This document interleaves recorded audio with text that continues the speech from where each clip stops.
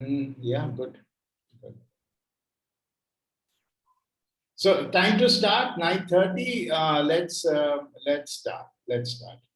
How many do we have in the class? We have 15. That's a brilliant number to start. Or should we wait for a few more?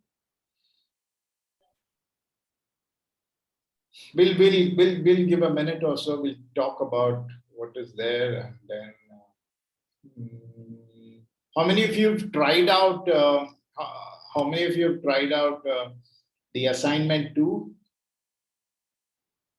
Is there anybody in this so far who has been asked by me to do it on their own?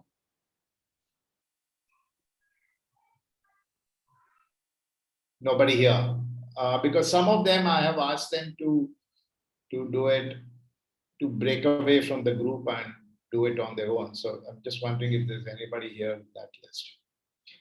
Okay, good. 9:31. Let's make it 9:35. I mean, it's too small a number to start the class.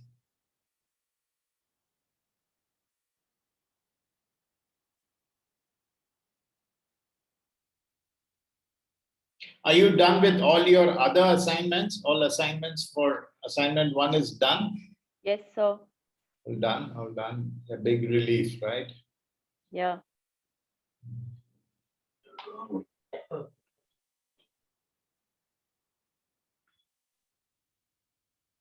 9:35 will start. We'll give ourselves some time.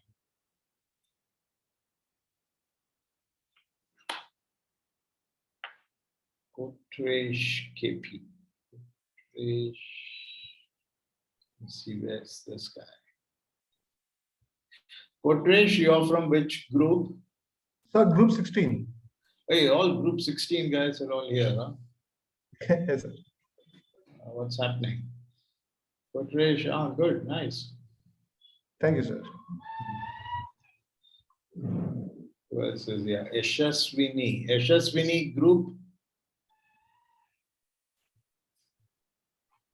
Yashaswini is on mute. I don't know where to find Group her. 19. Group 19. Okay. Oh, good. Okay. Who else is here? Kritika done. Damodara done. Who else? Anybody whose name I have not mentioned want to mention their name? Hello, Professor. Yeah, go ahead. The lady first. Hello, Professor. My name is Parvati and I represent Group 16. 16? Yes. Another 16. Parvati. Parvati AE. Yes, that's correct. Okay, good. And somebody else was saying?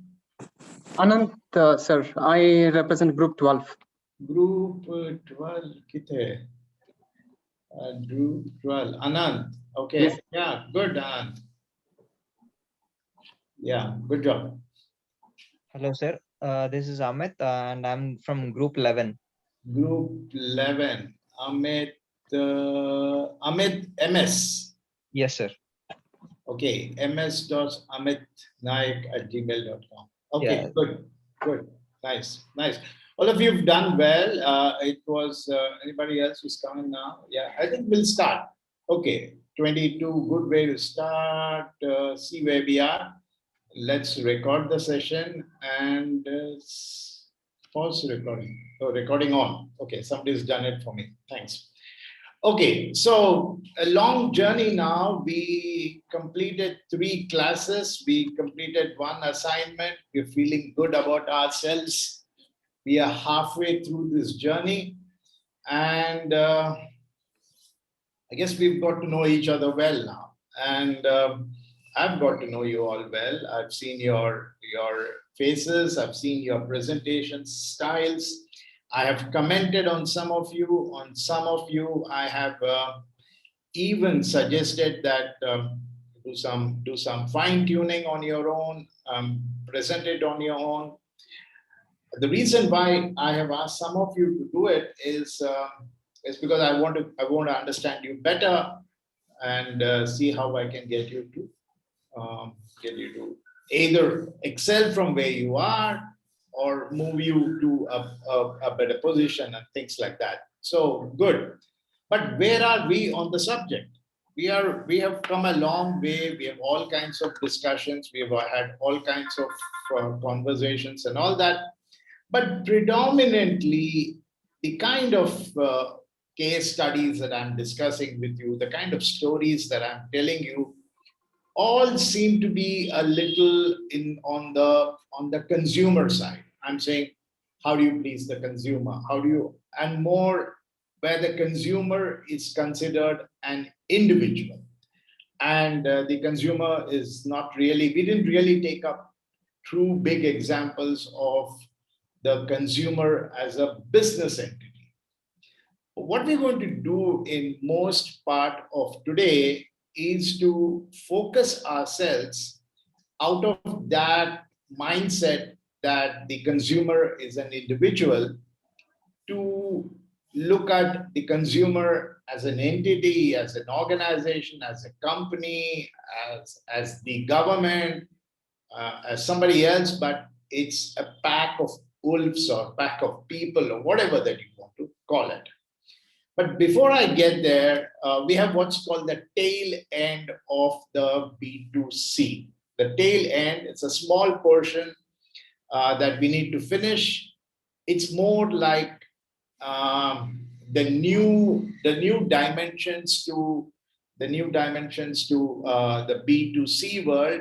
So I'll just introduce that part of it. It's just an introduction to that thought. In higher semesters, you will have other professors who will take you on a more detailed journey on this route. But this is just a thought of introduction. What does that mean? Now, if you look at the way, the organization or the company or the entity that is trying to interact with you, let's say Airtel is interacting with you, or let's say Amazon is interacting with you. How are they interacting with you? They are interacting with you on multiple platforms. They're probably putting up huge newspaper ads. They are also putting up hoardings on the road. They also give you those irritating calls, and they let you know where you can reach me. They send you an email. They make some noise on the social media. You know, I'm reading from this list here, and so there's really no point in me reading from that list. So they are doing all that. Excellent, beautiful. I don't know, how should I reach Kotesh? Do you think the Kotesh is the guy who is all the time on the surfing on the net? So is that the best way to reach him? Or I recall name Ritika. Maybe Ritika is more reachable on email, or somebody like me. I mean, I don't like calls, so maybe some other mode of communication.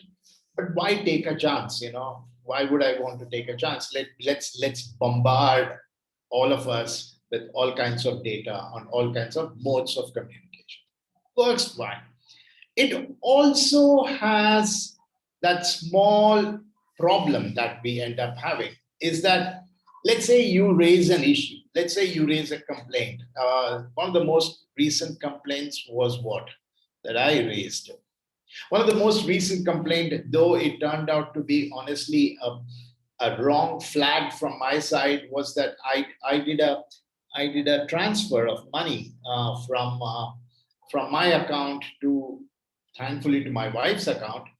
And my wife raised her hand and said, I didn't get the money. So there you go, because that could be worrisome. So I started calling up the call center, and you know what happens. It never happens on the very first attempt. So you call them, you tell them the story, and then obviously they listen to you, they put you on hold. I don't like to tell you these stories, you know them very well, and then somebody else comes up. You start the whole conversation, you introduce yourself, and if you are not lucky, they want you to verify yourself, give all those things. And that's it, gone. Then what happens is that you send them an email, you know what it is. It's a never ending task of restarting the conversation every time. You know, my name is Ramesh. This is my account number. I transferred this money on such a day. Sir, hold on. I'm going to put you on to my boss.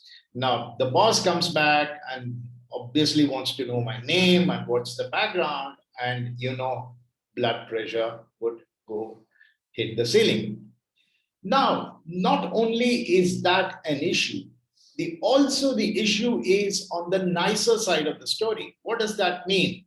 Is that I like a product, I look at it, I surf the net, I get some details, and then I go to their website or they go to their app, and then I have to look for the product that I was looking out for. And then I walk into a store. The store guy has no idea who I am, and he wants to sell me product X instead of product Y that I went to buy.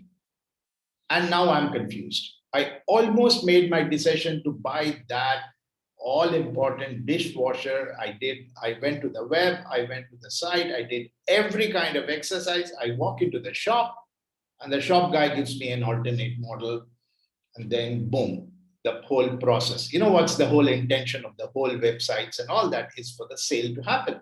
The sale doesn't happen. So the problem is that there are multi-channels of communication. The company, the entity, the individual is trying to tell you through very many ways. But unfortunately, these channels are individual silos. These channels don't communicate with each other.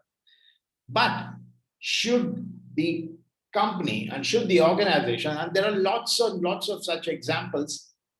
I don't have those examples with me. I probably deleted that particular slide, but I will. There are lots of companies who have actually now understood that this whole process of communicating to you on a singular mode, which means to say, what the store communicates to you is not really reflected in the service section. Or the fact that they collected your IP address, the fact that they asked you who you are on the website and asked you to introduce yourself, that potentially heavy data is not used across the platform. What I would really love, and that's probably too far-fetched, is that I go to the website, and then I look for a particular dishwasher, and then when I open up the app should be able to recognize that. I think and it's not very hard. It's already happening in our mail service. I type something on my laptop, I shut it down, I open up my my mobile, and I start out from where it was left. And so with all our OTT platform, I'm watching Netflix. By the way, I was watching a very interesting. I'm more for history stuff, so I was watching the rise of the Ottoman Empire. If somebody has got patience and listen, that's a very interesting serial. But the point was that you watch it, you shut it down, you restart it on your television. It's so smooth. It's so omni, one singular communication. But so what I would want is the moment I walk into the store, there must be some mechanism which would recognize me by my face, or some Bluetooth communication which says, this is that Ramesh who visited the website on such a day. He went to the app, he liked this product, so don't waste your time, just give him that product. So this is what is called omnichannel. That's a very, very small topic of conversation. And you start noticing that this word omnichannel is becoming more and more predominant, more and more in circulation in today's world. If you go to that company, I forget the name of the company which gives you Lenskart. You go to Lenskart, Lenskart is almost there. You go to Lenskart and then you go to their site, you look at it, and then you walk into the channel. They ask you for your mobile number or some other data, and the lady at the counter knows everything that you did. They knew that you tried 10 models, you did that, and so she is more educated about the customer. So this is what I wanted to share with the last bit on the omni-channel. Any thoughts from each one of you, or any questions that you have on this? We can continue, or are you all fine as of now? I guess all of you are fine, right? So just a thought, sir. Just a thought. When these conglomerates are well aware of the model and to reach out to customer, do they not find it magnificently different between multi-channel and omni-channel? Knowing it, the omni-channel is more customer-centric. They will understand the requirements and connect. The omni-channel, as you can see, is threading all modes of communication to a singular mode. But that's the way it's heading. That's exactly the way it is heading. But that's a work in progress for those thoughts. And it's not very easy, Satyajit, because how do you weave so much of data, and not everybody who's actually visiting the website is actually going through all this channel. And the percentage of it's probably 1 or not even 1.1% of the people who visit the website actually go through the process of the thing. But the point is, because we started on a very, very long journey, which started off in the medieval era, wherein we said the product is the most important thing.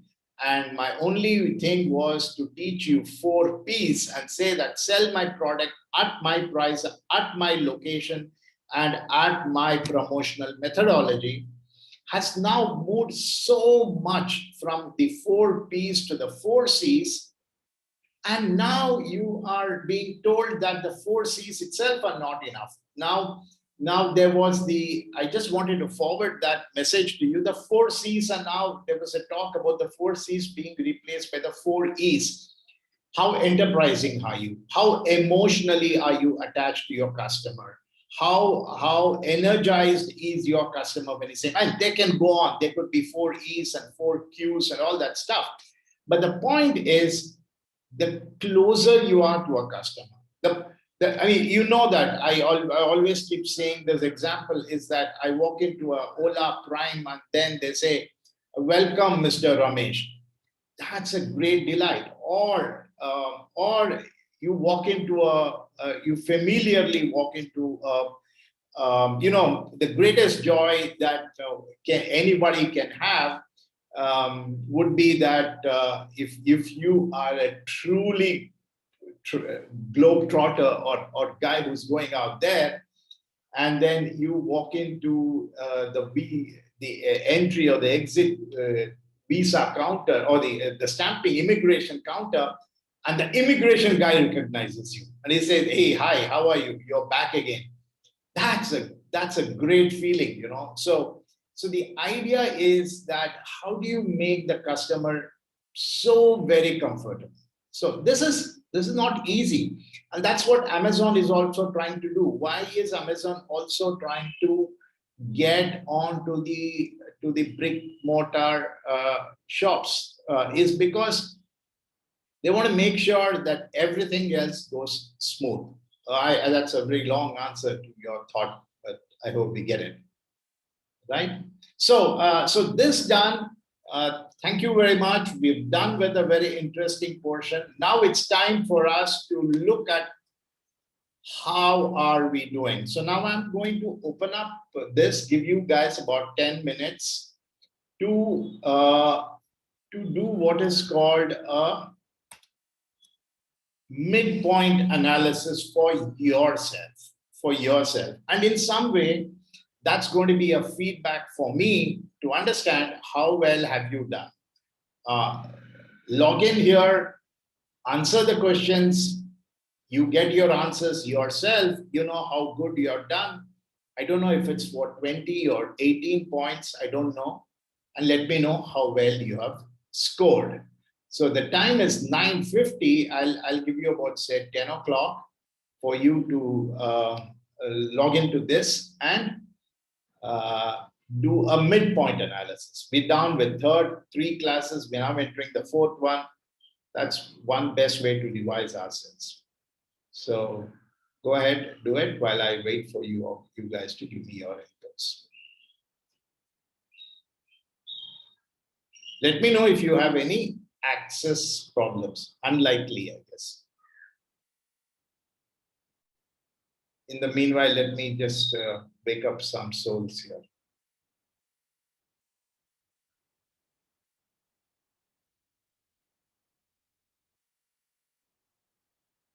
You guys put your photographs, I wouldn't even know your name. Hi, Sanad, how are you?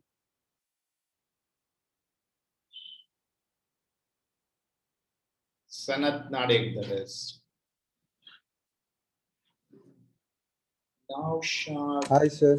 Good morning. Hi, Shanat. We chatted, right? Yes, sir. Yes. And Naushad, Yes, Professor. Naushad, how are you? You are group 17, right? Yes, I'm group 17. Good. And who else should I be talking to? Rashmi Mishra. Which group are you? I'm from 17B, sir. 17. Rashmi Mishra. Oh yeah, hi. Good. Did I send you a mail? Yes, sir, you did. Yeah, I did. Right. Okay. Yeah. Kalaivani is another very familiar name I can see. Who else is here? Amit Kumar Gupta. Amit Kumar Gupta, group 11.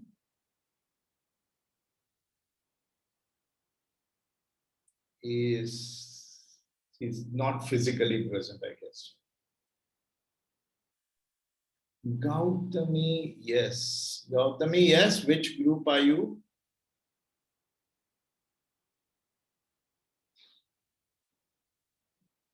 Group 14, sir. Group 14. Yeah, hi. Good, Hi. Gautami. Hi, Professor. I think we have another Gautami. I'm from group 13. Oh, you are the other group 13. Okay, group 13, Gautami. Yeah, hi. Is that Gautami S of group 13, right? No, that is Gautami M. Yes, group 14, sir. No, hang on, 1 minute. Gautami M of, Yes. yeah. Gautami M, you didn't attend the presentation? The presentation which was on? The group presentation. I did, Professor. You did? Yes. Okay, you give me a call sometime tomorrow, okay? Sure, yes. Now, let's say, I'm going to arbitrarily pick up some names and ask them if they are there. While you guys continue to do your Srivatsa V, Sri Lakshmi Amutha Raju, Sheetal Suzanne Fernandez, Subrata P, Shruti R, I think I've just got something from her. Shiv Shankar, Shamika Chakma, Vinay Reddy, I thought I saw that name. S. Lakshmi Narayan. Nizam Pasha. Harshita S. Hari Krishna K.S. Anyone of you hear from that name? Okay. Now go back to this.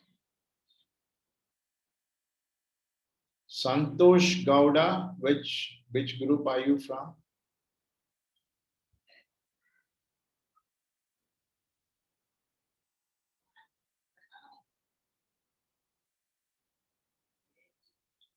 So are you done with this, with your midpoint analysis, or you still halfway through? Halfway, sir, halfway. Halfway through.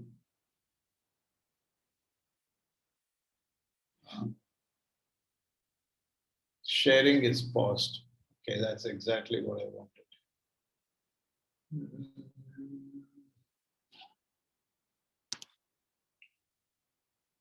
Inbox.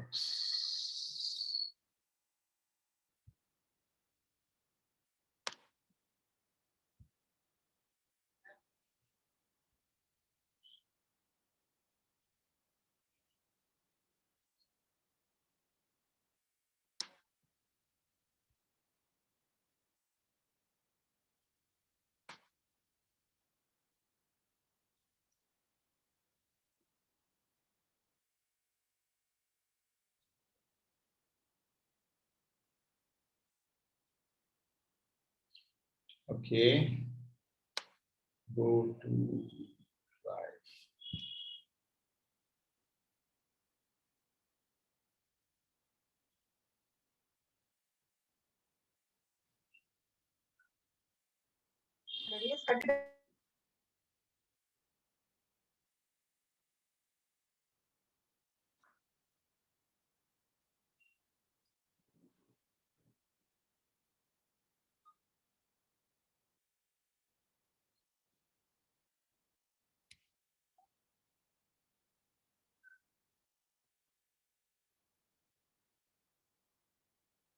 Yeah, I see some of you have done that.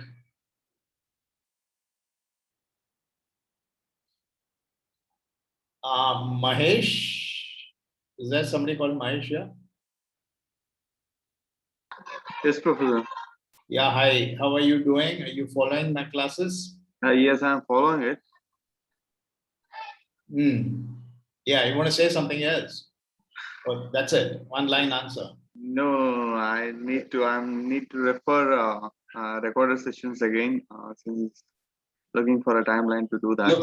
Looks like, right? Yeah. Let me know if you need some help, and that's why I'm here for, and that's the whole idea why we are doing this stuff, right? Sure, Professor. Sure, you can reach out to me, and we'll do that. And Professor, is there any way that we can have a, just 5 or 10 minutes of a session wherein we can have a quick recap of what we did in the last class, if possible? That's exactly in the last class, meaning. Yeah.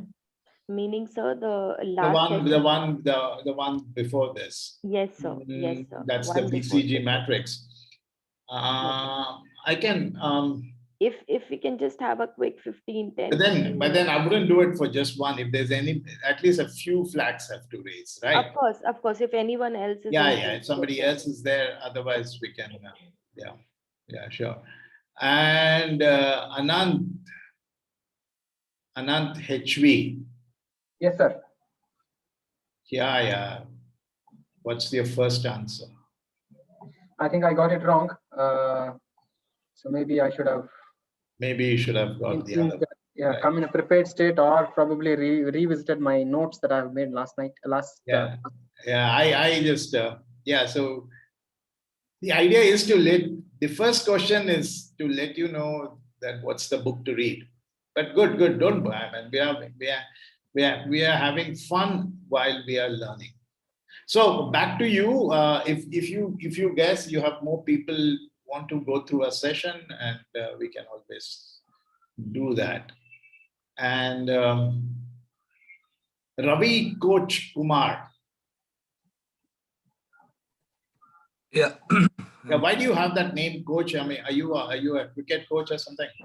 Nothing. It is sometimes I did it in college. That's name stuck with me forever. So the name is stuck to you. Okay.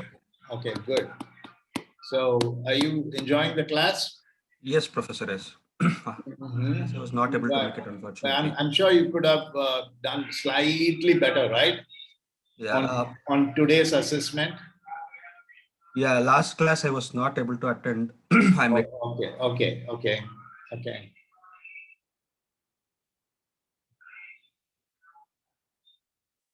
Who else? Yadunandan. Hi.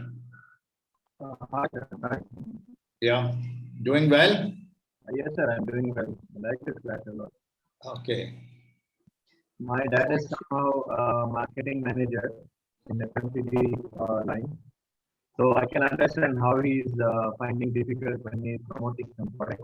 My God, you needed to come to a class to understand the pain of your father. Okay, good. Never mind. Okay, Abhi, Parvati, all good. We still have time. We still have 2-3 minutes. I just have about 21 out of 52. Doesn't matter. It's everything is optional. Kodresh, I cannot allow you to get your first answer wrong. The whole purpose of this exercise is to get you to read the first one. So Kodresh, your first answer is wrong.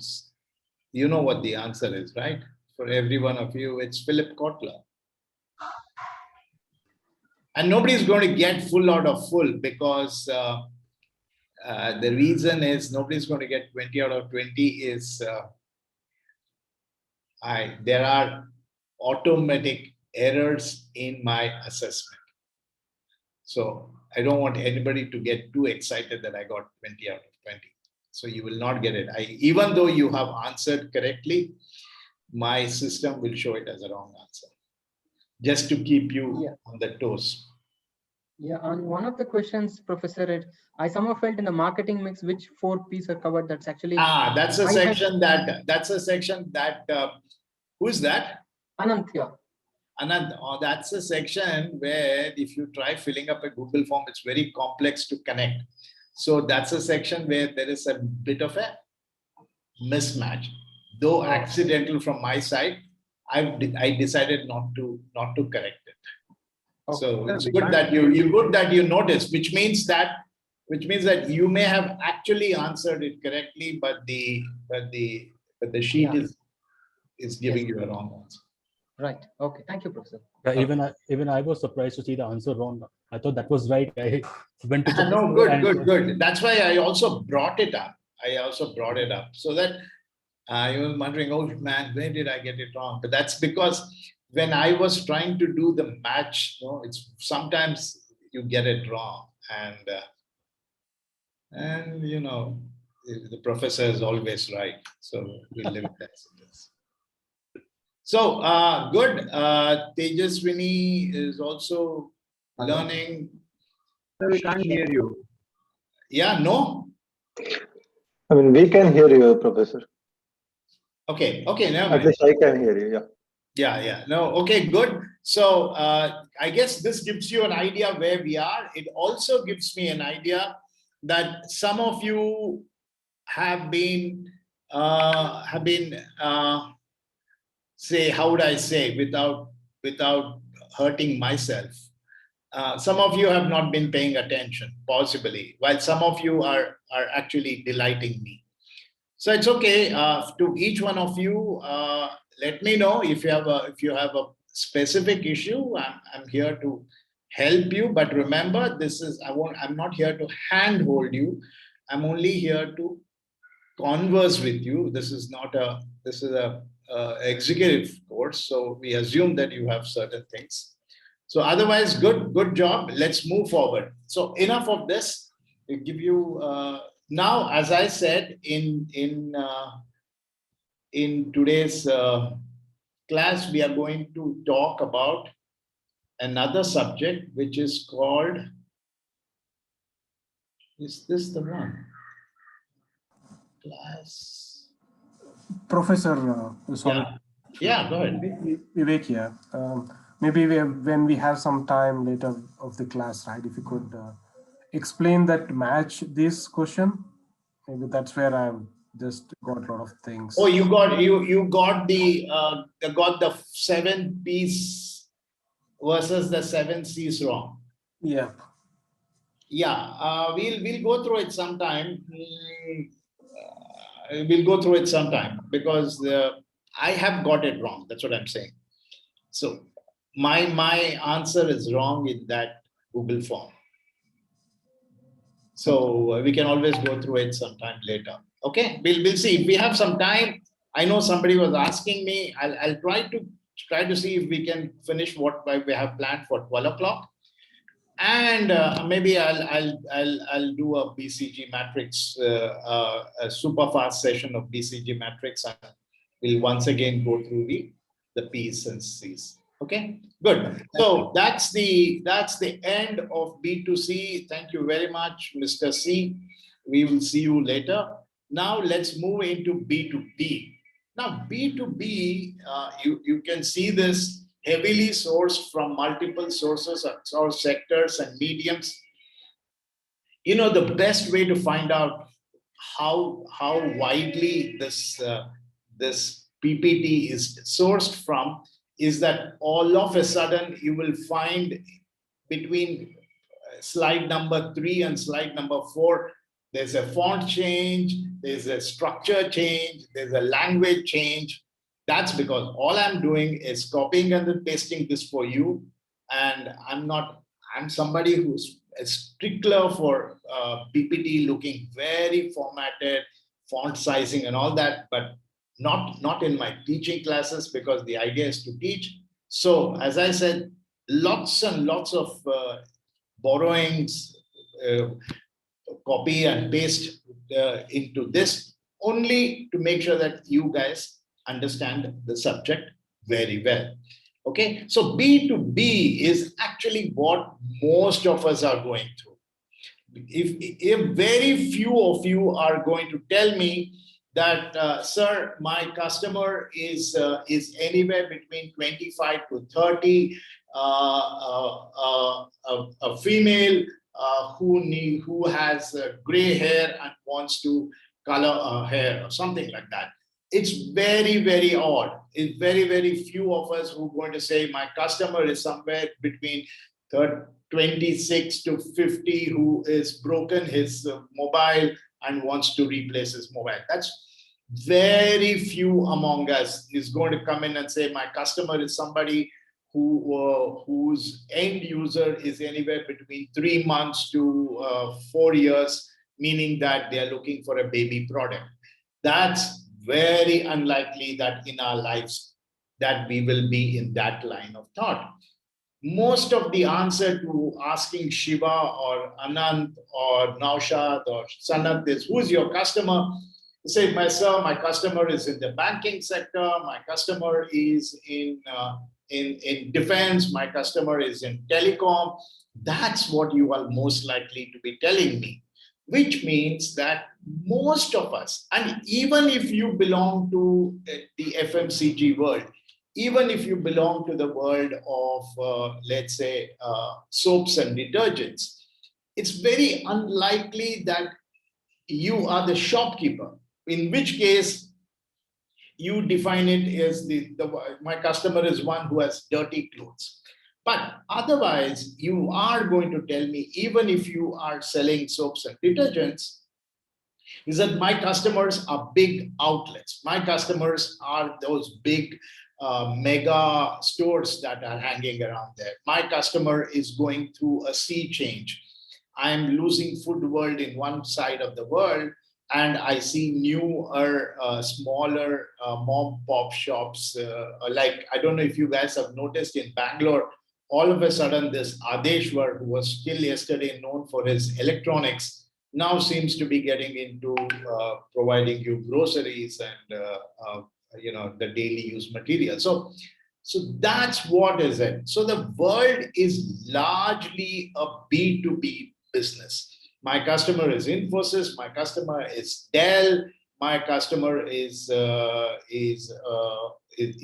somebody who's developing an app, or my customer is Google, or even for Google, the bigger customers are the enterprise. So this said, we are going to get into the conversation of what is B2B versus B2C. Now, let me get you to tell me a few points before I get into the conversation. What do you think are the big differences between the B2B market and the B2C market? What are your thoughts? What do you Sir, think? in B2B, the business is done amongst two businesses. For example, my company operates with a chain of dealers. So what business we do is B2B. We sell it to our dealers and then dealers send it to the final customers. So we do B2B business. And B2C is when a business directly sells to the customer, like for example, residential kitchen appliances. We go and we buy a microwave oven from LG. So that is B2C. Perfect, excellent. And looks like you've been stealing my slides. So, look at this. This is exactly what is my slide. So excellent job. You are talking about microwave oven. That's exactly the slide I had. Great job. Good work. Anybody else? Sir, I will try to think in another way. For example, a food chain restaurant business to the customer in between Swiggy or Zomato comes in. So both B2B and B2C work there, isn't it? Maybe, I don't know. Give me. Right now, we are all open to your thoughts. We are not dissecting the thought. So you believe that Zomato is doing both B2B and B2C. Correct. Okay, good. Anybody else? Sir, Vishal here. So currently in our company, we build products. So they go into variety of channels. Say like there are certain products which go to Amazon and those get sold through e-commerce site. There is a direct selling to consumer from the own company's site, and the similar products also go to commercial people, say like airports and hospitals, and some of those products go to channel partners where they sell it to somebody else with combination. So can I say like the same product can be a B2C as well as B2B? Because yeah, again, Vishal, you are reading my slides. Okay. So again, you are reading my slides. Not done. How did you get hold of my slides without my knowledge? This is what you are trying to say, right? Where is it? Kahan hai? Oh my God, it's somewhere there in the top, I thought. Yeah, perfect. Good example. The example I possibly had was, I'll tell you what example I had. I had an example of Dell. Dell also sells to a B2B market and B2C. Perfect. Good job. Anybody else? What's the difference? You are defining B2B and you are defining B2C. Very good. What's the difference? I want to know. The ones who have not. And now I'm going to wake up Rohini. Rohini, tell me the difference. Yes, sir. Sir, in businesses to businesses, like I said, we are dealing with a second party, not the last party, but the second party. For example, I am dealing with a dealership network which is based out of Zirakpur. So my selling and billing will be to that dealership.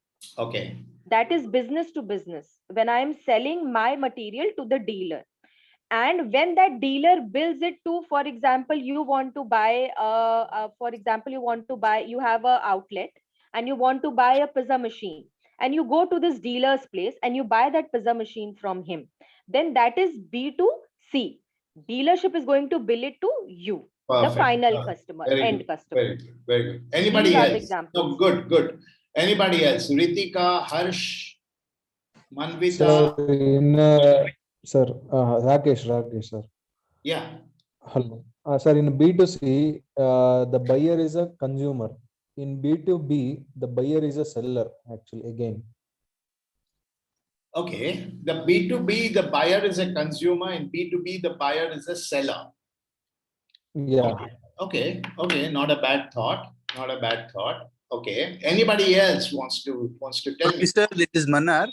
Ah. Can we call as the wholesale and retail business? Okay. The wholesale B2B and the retail is B2C.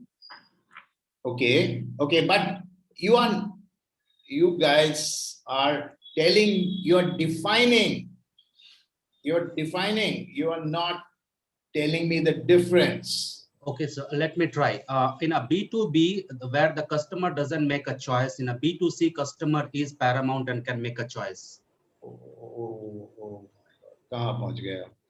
B2B, the customer doesn't make a choice. In a B2B, customer doesn't have a choice. Why? Because it's a business-to-business entity where a dealer needs to book their product on certain conditions that he has to buy the product from on the company. Where in B2C, customer is the making a choice. Perfect. I mean, perfect as an answer. Whether right or wrong, we'll discuss later on. Anybody else? One last shot. Difference. Sorry. Yeah, both of you. First one alphabetically ahead, and then later the other one. Yeah. Okay. Yeah. Start. B2C has a wider market as compared to B2B. That's one of the difference that I see. B2B is more of a niche market. Relatively niche market. Okay. Let's take a very simple and relatable example. I'm not sure if it is going to sound right or not, but I would still like to give it a try. For example, has everybody heard about Patanjali? Oh, who hasn't? If we haven't heard, we are not interested. So now Divya Industries, they sell their stuff to Patanjali outlets. And you go to these outlets and you buy the final stuff from there. Now, B2B is when Divya Industries sell it to the dealers. Rohini, you are giving me a definition. Farak batao. Okay. Sir, I want to try. Yeah, Genia here. Sir, the biggest, both B2B and B2C is again, we are selling to the customers. So even B2B, because I work for a B2B company. Which company do you work for? What do you guys do? I work for Hindustan Times, where I'm working for shine.com, the job portal, sir. Okay, excellent. Abhi aap pakde gaye ho. Now you are in big trouble. Yeah. Hello. Yeah. So now Hello. tell me. Yeah. Okay. Hello. Yeah. Yes, sir. sir. Kotresh here. Yeah, Kotresh, you complete your thing, then I'll go back to Jinia. But go ahead and you complete it. So one difference I would like to explain is the marketing strategy for B2B is completely different and marketing strategy for B2C is different. Whereas the B2B looks for a business opportunities and long-term relation, and B2C looks for customer interaction and customer retention and sales strategies. Okay, very good. You're almost close to getting there. Now let's go back to Jinia. Jinia, actually, even I want to change jobs here. How to do that? Tough, right? Yeah. Okay, now where am I heading? Okay, now listen. Now, so it's so easy for me, right? For me to change my job. All I have to do is go to shine.com, right? Exactly. Shine.com and you say, Ramesh, pay 699 rupees and you are registered to some exclusive job openings. Done. Yeah. Sold. I swipe my card, business done. Over. Matter closed. But now you also have another problem. Is that you have to get the jobs, right? You are getting the job seekers, but you also have to get the jobs, which means correct. you have to go to Infosys. Correct. So all the corporates. So now, hang on. You are giving me the answer. I'm not going to give the answer. So you're going to Infosys to ask Infosys to also list their jobs in your portal. Now tell me, is it very easy for you by telling Infosys pay 1699 because I pay 699. Infosys maybe pays 6,699, and you just tell Infosys and they start listing it. Is it as simple as that? Not at all. Not at all. So now why? What is the big difference? So because in an market, we have a same and a similar kind of competitors. Okay. So whether it's a B2C or B2B, always customer have the specification to, do the market research in regards with this organization is providing them the best. And based on go ahead. Yeah, and based on that, okay, they take a call whether to onboard us or whether what do you mean by saying they? Who is they? They, when I say they, I conclude as an organization or my clients or corporates whom Is the they an individual or the they a set of people? They are a set of people. Okay, now tell me what's the difference between B2C and B2B? Sir, should I try? Yeah, take a shot at it. Okay, so the basic difference is that in B2C is that we are selling to one customer, and in case of B2B, we are selling a set of people actually who sits in company and decide. Okay, good, you're right. Good. Yeah, I would like to multiple try. stakeholders. Also, like for I buy a Shine subscription. This is B2C. When Infosys buys a Resdex folder or Shine subscription, it is B2B. Yeah, maybe, yeah, good. So with this thought process, with some input into what the B2B and B2C is all about, I'm going to try it differently with you. I'm going to try it differently with section A. With you, I'm going to give you a case study to read for yourself, and we will come back and analyze the case study. You will give me your answers and whatever it is. Whereas in the other section, just to make it a little different, I will actually go through the process of reading or learning the process of B2B, and at the end of it, I'll do a case study or a case section. So here I have, listen carefully and look at it. I have two cases that I have listed. One is called Keystone Technologies and the other is called Heated Exchange. Keystone Technologies is a company which is trying to enter into a high-tech company and wants to make its presence felt. It has a competitor who is sitting there. And it happens all the time. And I'm sure, taking the example of Ginia, if Ginia goes to Infosys say, no, forget it. What's the other one? No, we are already on Naukri.com. So I don't think we are interested is most likely what Infosys is going to say. But that doesn't mean. So there have been instances where you have been able to throw out an existing player and then you come and replace it, or there's always a dominant player being thrown out. So Keystone Technology talks about actually the example is my real life example of my career. And so that is all fictitious names so that nobody holds me for it. So that's a case study of what happened in ISRO. That's one that you have to read. The second is in another assumed thing from another friends of mine, stories and all that, is how an existing supplier to Maruti is being replaced by a newcomer. It happens all the time, right? It happens all the time. For years and years, we have always been, I do not know how to think of it, you've always been a Dell. Dell has been your supplier. So one fine day, you notice that Dell is no longer supplying it and somebody else is doing it. The other example that I just want to briefly give you before you get into it, and I possibly have made this comment, is that I work out of WeWork in Bangalore, and WeWork, among all other things, was known to give away free beer every day evening. So one fine day, I noticed that there was a Kingfisher draft beer dispenser on the counter, and I got pretty excited about it. And then I had to travel.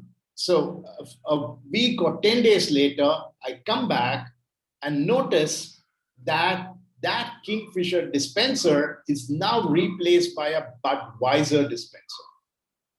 What happened? What happened? What is it that Kingfisher did wrong? Or more precisely, what is it that Budweiser did? What was the conversation that Budweiser had? And how was Budweiser able to even dethrone an existing supplier with them being the primary supplier? So these are all case studies of the B2B market. Now I'll post these links. These are typically 3-4 pages. I want you to choose any one of them. Choose your one way in which I would want to suggest is that if your even number, if your phone number ends with an even number, pick up Heated Exchange. If your phone number ends with an odd, pick up Keystone. But the choice is yours. It's not for you to, for me to decide. Only thing is, don't read both of them. It'll take your time. It'll take my time too. And then answer the questions. Now remember, you are answering these questions without us even going through this learning. But that's only for you to know that how far can I stretch my conversation with the professor, how detailed can our conversation go. So right now I'm going to paste one last comment. Heated Exchange has a first line which says, this is a group assignment. Ignore that. Previously, this was indeed a group assignment for your seniors, which now has become a case study for you. So I'm going to paste these 2 links, choose whichever you want. And I'll also paste the Google form, section D this time, for you to fill up. It'll take some time for you all, but let me first finish the 10 messages on the chat. Let's see what it says. B2B products, yes, all good. So let me begin by pasting these. You think it'll work if I paste all of them together? Any questions? It will work. If you will do a control A and paste, it will work. Let me see. Worked? I think so. If it didn't work, we'll see what happens. And these are your Google Forms. You think it's working? Let me know if it does not. One of you, or just you. It is working, sir. It is. Yeah, working. I suggest you. Either up to you. You want to read it there or download it or whatever you want to do. The time now is 10:28. I believe I need to give you at least 20 minutes for you to read through. So let's build in a bio break in that. And so 10:30 to 10:50, I'll allow you guys to go through it. I'm right here. I'm not going anywhere. If you have a question, you can obviously ask me, right? All the best. And obviously, I'll pause the recording.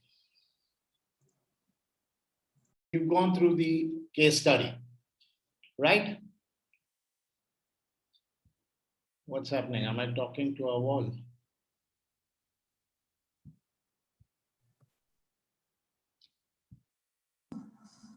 Yes, sir.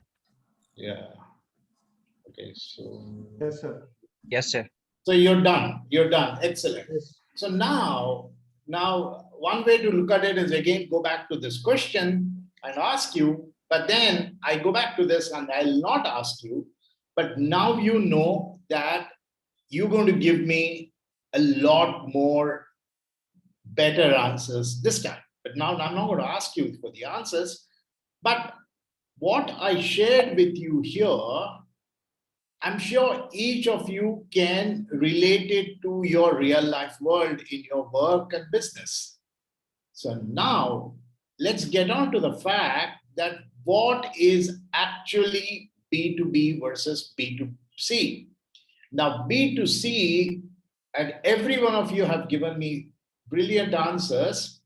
So B2B is, one difference is the customer takes something from you, value adds to that, and then sells it across to the further chain, which means that everything that is bought by the customer of yours, he does something to it.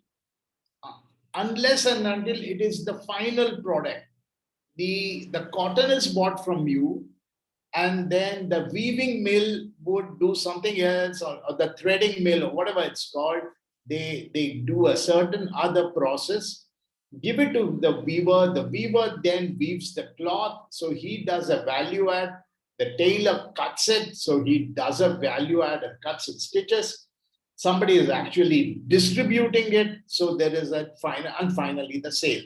So a B2B business, another way to look at it is that it's part of the chain and they bring in value. They bring in value. So unless and until you bring in value to the entire chain, the other guy will not appreciate. So what happens is, let's say we have the farmer here.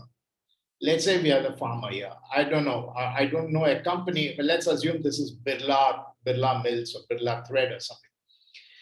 So the farmer, of course, is doing a lot of value addition because he's actually doing the cotton. And then these guys are actually converting that, these two being possibly one singular unit, are converting that cotton into pieces of cloth. And then somebody comes in between, and there is this agent out here. There's this middleman here. There's a broker out here. What's the broker doing? The broker may be actually connecting this gentleman or this farmer to this manufacturing or this weaving unit, but he's not value adding anything to it. That's why they say, get rid of the middleman, because the middleman does not do anything. He only benefits by associating or introducing one to the other. But all along, the cotton has a new look now. The cotton is now a piece of cloth. The piece of cloth is now a fabric, and the fabric manufactured in Tirupattur is now available to you at the PVR mall. So that is what happens on the distribution side. So one way to say, unlike somebody did pick up that great example, is that it's just steel or iron ore, which gets to be pipes and steel, and then metal cutting happens, and then the manufacturing happens. So everywhere across the cycle in the B2B business, somebody is bringing in value. But what value are you bringing in, Mr. Amazon? You're not bringing in any value. You are just being the last man. Or what are you bringing in, Mr. Whoever that showroom or that pie outlet? He's not. He's just doing a B2C sale. That's one way to look at it. Then, of course, these are definitions that you and I will look at it. But this is the key conversation that we will have for the next 15-20 minutes. What is the difference between business and consumer markets? The demand is organizational. There's absolutely no doubt about it, right? Whereas the buyer or the demand is coming from an individual. What's the volume of business? What's the volume of business that one Vishal could do to a mobile shop? He could just buy one. At the most, he could buy another phone. So the volume of business that he does is small. But imagine the amount of volume of business that Tata Motors is buying from say, MRF, the amount of tires that they are buying. Huge. So the volume is huge. versus the volume is small. And how many customers do you have? You have very few customers. You have very, very few customers in your own niche market. Whereas the consumer is huge. The consumer is very, very diverse and exactly more dispersed. He could be just about everywhere. Whereas you know where your customer is. You know that your customer is it has to be in one of those auto sectors or auto industries or whatever that company. I used to have, because I used to work for an organization. You must have possibly guessed which one that I used to work for on the Keystone story. Is that I had just 3 customers. I had just 3 customers all over India. Because so niche a market, an extremely niche a market. Now imagine I, as Mr. Hewlett Packard, were to lose out a business to Mr. Keystone. That's going to be disastrous. This is going to be, it'll take me years to come back to an opportunity that I lost out. So as you can see, customers are extremely few. We will fight tooth and nail to hold on to our customers. And the location is concentrated. We exactly know where those chemical factories are. If we are supplying anything to those chemicals. But do you know who is buying the Godrej Goodnight? I mean, they could virtually be everywhere. But there is one Godrej and there is probably Jyoti or who's the other competing things. How is the distribution? The distribution is direct. The company which is selling those, radiators is not selling it to Mr. X. Mr. X is selling it to Mr. Y, and then Mr. Y is selling it to Maruti. No, it's more direct. It's more direct. The nature of buy is personal, absolutely. And I somehow don't like to walk into Sangeet outlets or whatever that shop is concerned. Why? I don't know. I don't like it. That's it. Over. One man made the decision, and we will never buy our shop any products from Vivek or whatever that showroom is, because I make that decision. I decide how I'm going to do. Whereas that doesn't happen. No, I don't think we should buy Dell computers because I don't like Dell. Then my colleague is going to say, that's your business. We don't make decisions like that. We make more professional decisions. We have to be pragmatic in why we make a decision, because the number of people who are going to be influencing is going to be no more than one. There are going to be a half a dozen people who are going to tell you that what we should buy, parameters for which we should think about. And negotiation is simpler here. You throw in, what is it called? The glass screen, I sale done. Or you give me another charger, I'm happy with it. I'll buy it from you. But it doesn't work like that. Freebies are also questioned. The more freebies you give on a B2B, they start doubting whether your business is really good or not, because negotiations are more complex. That's exactly what you must have been seeing in the case study that we discussed. And reciprocity. What do you think Satyajit would give to Samsung in return for Samsung selling him his mobile? Nothing.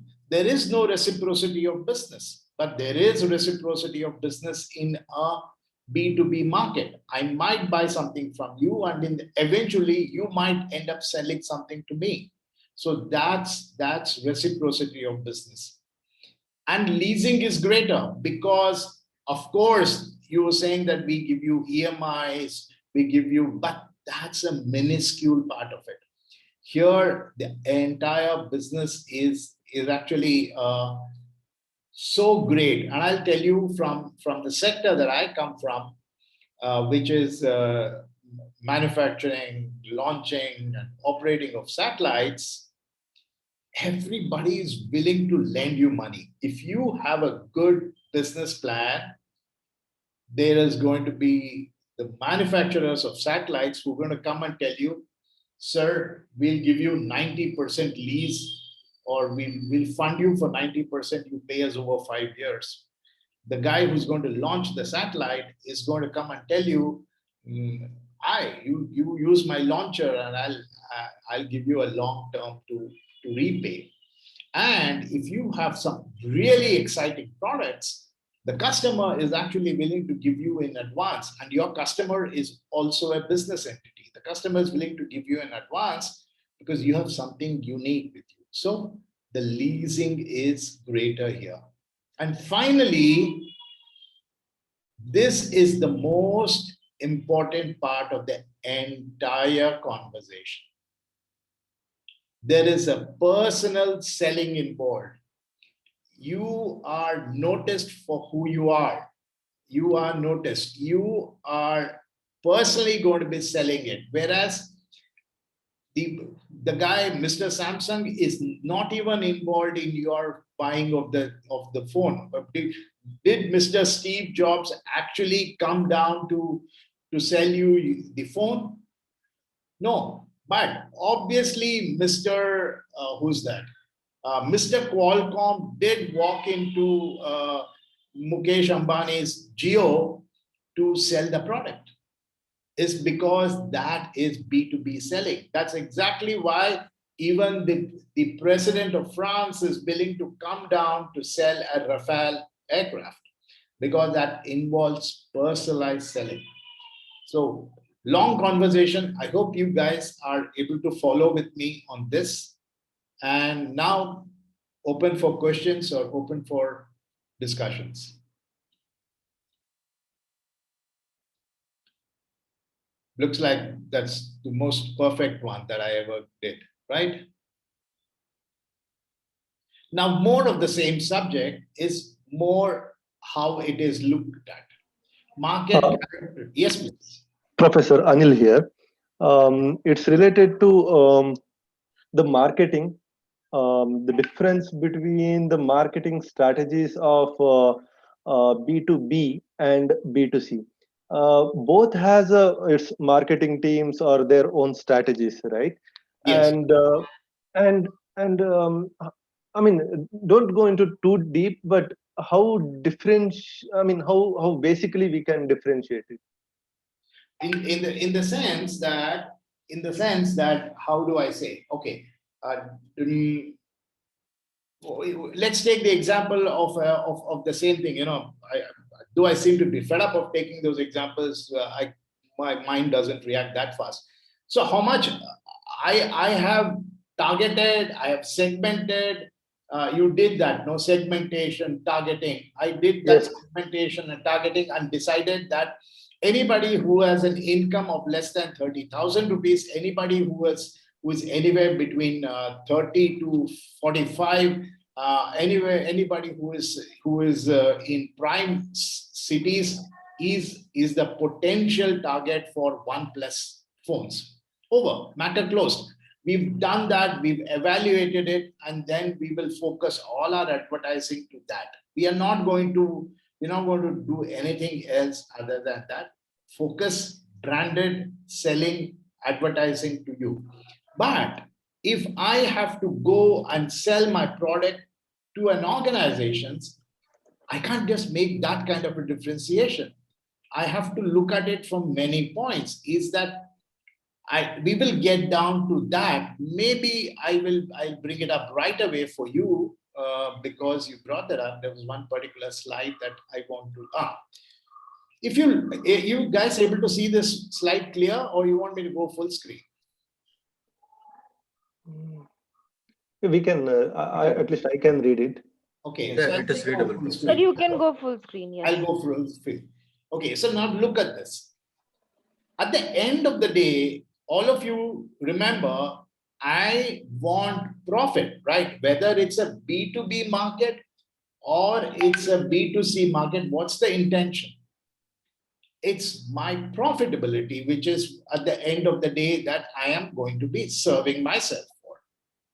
Now look at it. The customer is going to be of different categories. The customer is going to be somebody who is going to be there. Now look at this.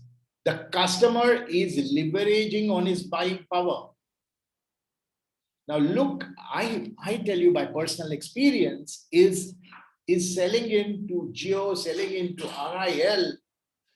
Oh my God, you go there, you're beaten by the sheer volume of purchase that they are willing to buy. He has a huge buying power. He's going to be extremely demanding in his service.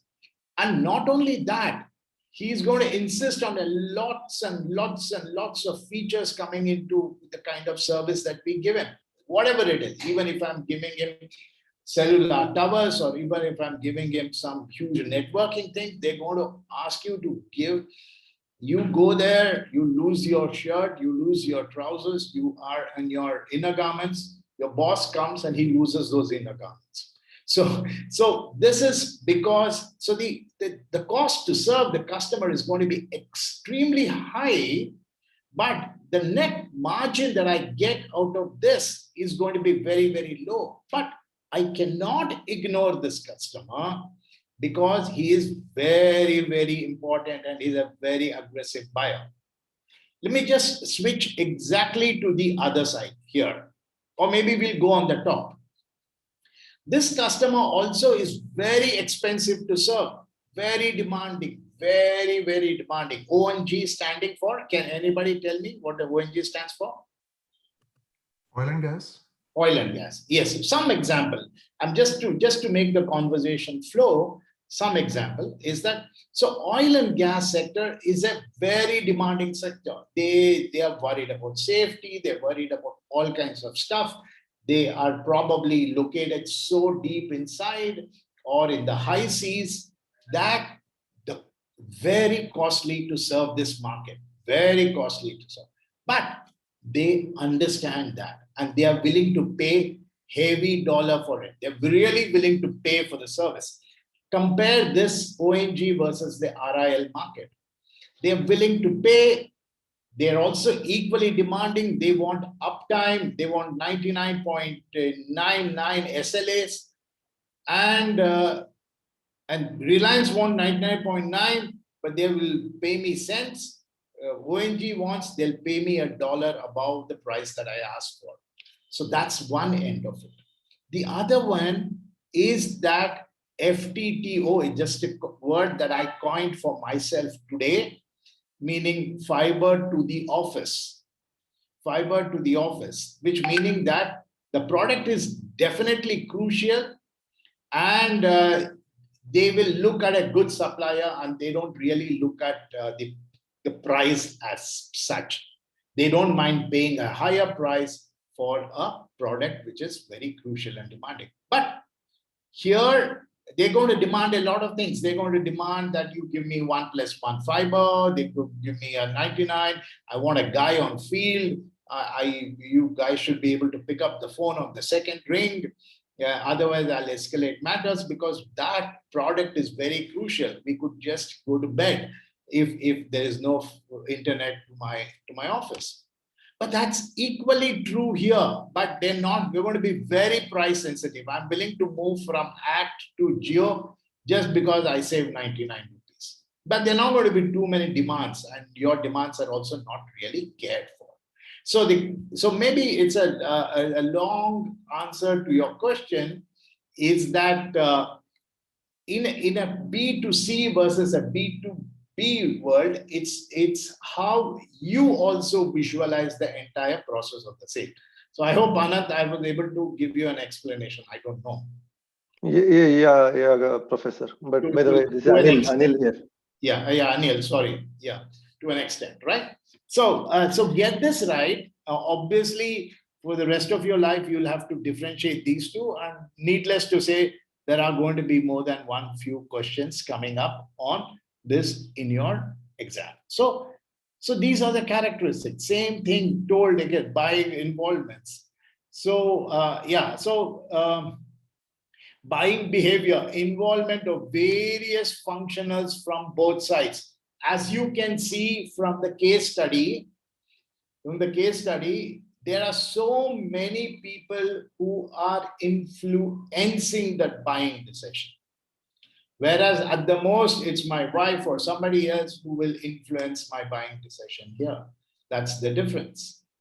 So that is what we wanted to discuss about, channel and all that. Price is all about, and price is not, price again, maybe the most important parameter when it comes to here. And that's what I would like to re-emphasize is that you cannot close a deal on a B2B business just because you are lower in price. As a matter of fact, if you see, there is, I don't know how many of you know that, but it may be there in one of my slides in this chapter. There is something called L1 in a tender. What is L1? Meaning that you are the lowest in the price.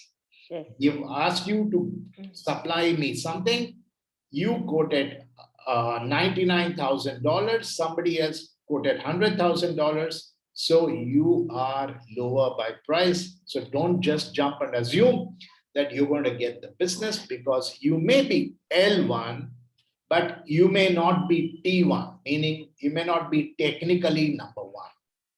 So technically number one and also L1 is a very, very difficult thing to be done. So pricing is a very complex, whereas here, just because it's lower, we might buy the product. So now we talk about it. Look at this. Just as complex as it is to buy a treadmill for your home, there are too many people involved in this buying decision. Yeah, it's not just you who's going to make a choice. It's going to be your daughter, your wife, and everybody else at home, including your neighbor in the floor below. If it makes too much of noise, he's not going to allow you to have it. But similarly, there is very complex decision-making process in the B2B market. What is it? If you can see this matrix, I think I'll go full screen, is that there are these parameters, is low risk, low value, high risk, high value. Who do you think makes the decision who's going to serve coffee in your office? Who do you think is going to decide which printer paper to buy? It might be somebody in the front office or somebody at a very lower level in the purchase or anywhere else who will make this decision. Not too much.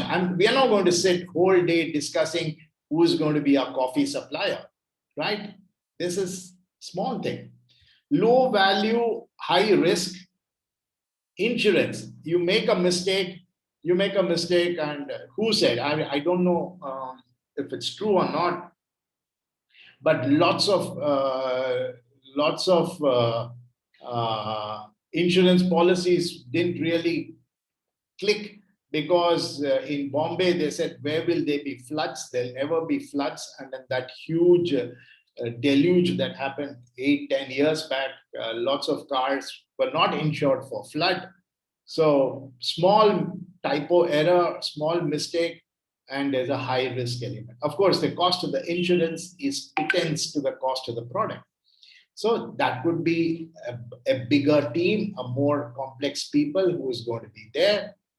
Low risk versus high value. Yeah, I mean, it could do no damage to me, but it's a huge buying decision. So there are, this matrix very well. I cannot keep on going on here. Is that it's a big decision, new plant, new technology, new services, high value, high risk. You virtually have the big wigs of your organization coming and sitting and making a decision. So this is what it is. More complex decision making. Fewer heads to decide, more heads to decide. Makes sense. And most importantly, what's the time? Most importantly, the buyer is rational. I'm not going to be carried away. I'm not going to be carried away by the looks of the person who's selling the product. I'm not going to be carried away on how I felt today. Today, I'm in a very giveaway mode. So I might just go pamper myself with something that I've been wanting to do for a long time, the AirPod. But that doesn't happen like that. Emotions don't drive decision here. Emotions have no play. Rationality is important. It's what happens to me, what decision that I have would impact the company. These are all minor decisions when it comes to a B2C kind of an environment. So how will it benefit the company? What does it mean to the company's ROI, meaning return on investment? I'm sure you've learned this term in another subject. So that is one other thing. And it's very, very complex, very, very complex. There is no transparency in buying. It's like an iron curtain. You really don't know what's happening inside the buying organization. You don't know, you meet one person, that person is going to tell you, I am the decision maker. You don't know whether he is the decision maker. You don't even know where the thing is. And it happens all the time. And I can reel out stories after stories after stories. You talk to one person, you believe you've won over him, and then a new entity comes. He says, I am his boss. And he says, give me a better price or give me a better service. And just when I'm thinking that it's the time for us to sign up the document, he says, okay, now is the best time for me to take you to my boss. Oh my God, where did the other boss come from? And then he says, you can't come to my cabin. I have a cabin which is 20 feet by 20 feet. I have 2 air conditioners backing me up, and I have 4 phones sitting on my table, and you can't come to me and not give me something for me to take away. So give me a better deal, give me a better price. And where are you? You're already half naked when you walk out of the office. So very, very, very complex decisions. Lots and lots of individuals, lots of points that come onto it. But at the end of the day, it's a relationship which could be possibly start longer. And price point is very, very difficult to understand. What is important is based on a pricing part. What could be an important thing for somebody could be just a casual thing, meaning that if you have pipelines which are going through, I think there's a chapter here. Pricing. Anyway, that's the point. It depends on the application. If somebody is running through ducts inside the office, they are willing to pay double the price for a better product. But if somebody is running pipes for gardening or watering their garden in the office, they wouldn't really care that much for the pricing point or the quality point. So varied needs, varied application, and varied price point. Somebody is willing to pay just $100 for a particular product. For the same product, he may be willing to pay $1,000 because it depends on how critical that product is in his own business decision-making process. So that is one thing. Then market selection. Exactly. Now we talked so much about, I think I'm taking too long a conversation without a break. Are you guys following me? Do you have any questions that you want to answer? Because I'll tell you what, eventually, most of our lives, we are going to be in a B2B business. Unless and until you choose to give up everything and then set up an outlet, it's always going to be. So B2B is very important, and it drives, and your thinking of B2B is very important for your own personal growth and for the growth of the organization. So make sure that you challenge me to a certain extent, of course, to make sure that everybody learns. So I guess we've understood that part of it. Any questions? No. Okay. Second is, I'm an IT company. I'm an IT company. But what does that mean? it doesn't, it still opens up a huge area for me. I could be an IT for a chemical industry. I could be IT for a logistic industry. I, as a manufacturer or I, as a service provider, need to define my product. Because if I have a very loosely defined product, then nobody's going to pay attention to it. And that's what happens when I meet a lot of these startups.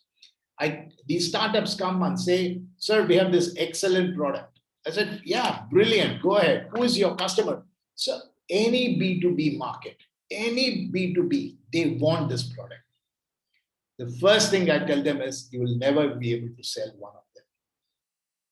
You need to know that the whole market is so huge. Who are you? Who is it? Even if you look among the IT companies, even if you look at what the Infosys does and what Accenture does and what anybody else do, they say that we are specialists in these markets.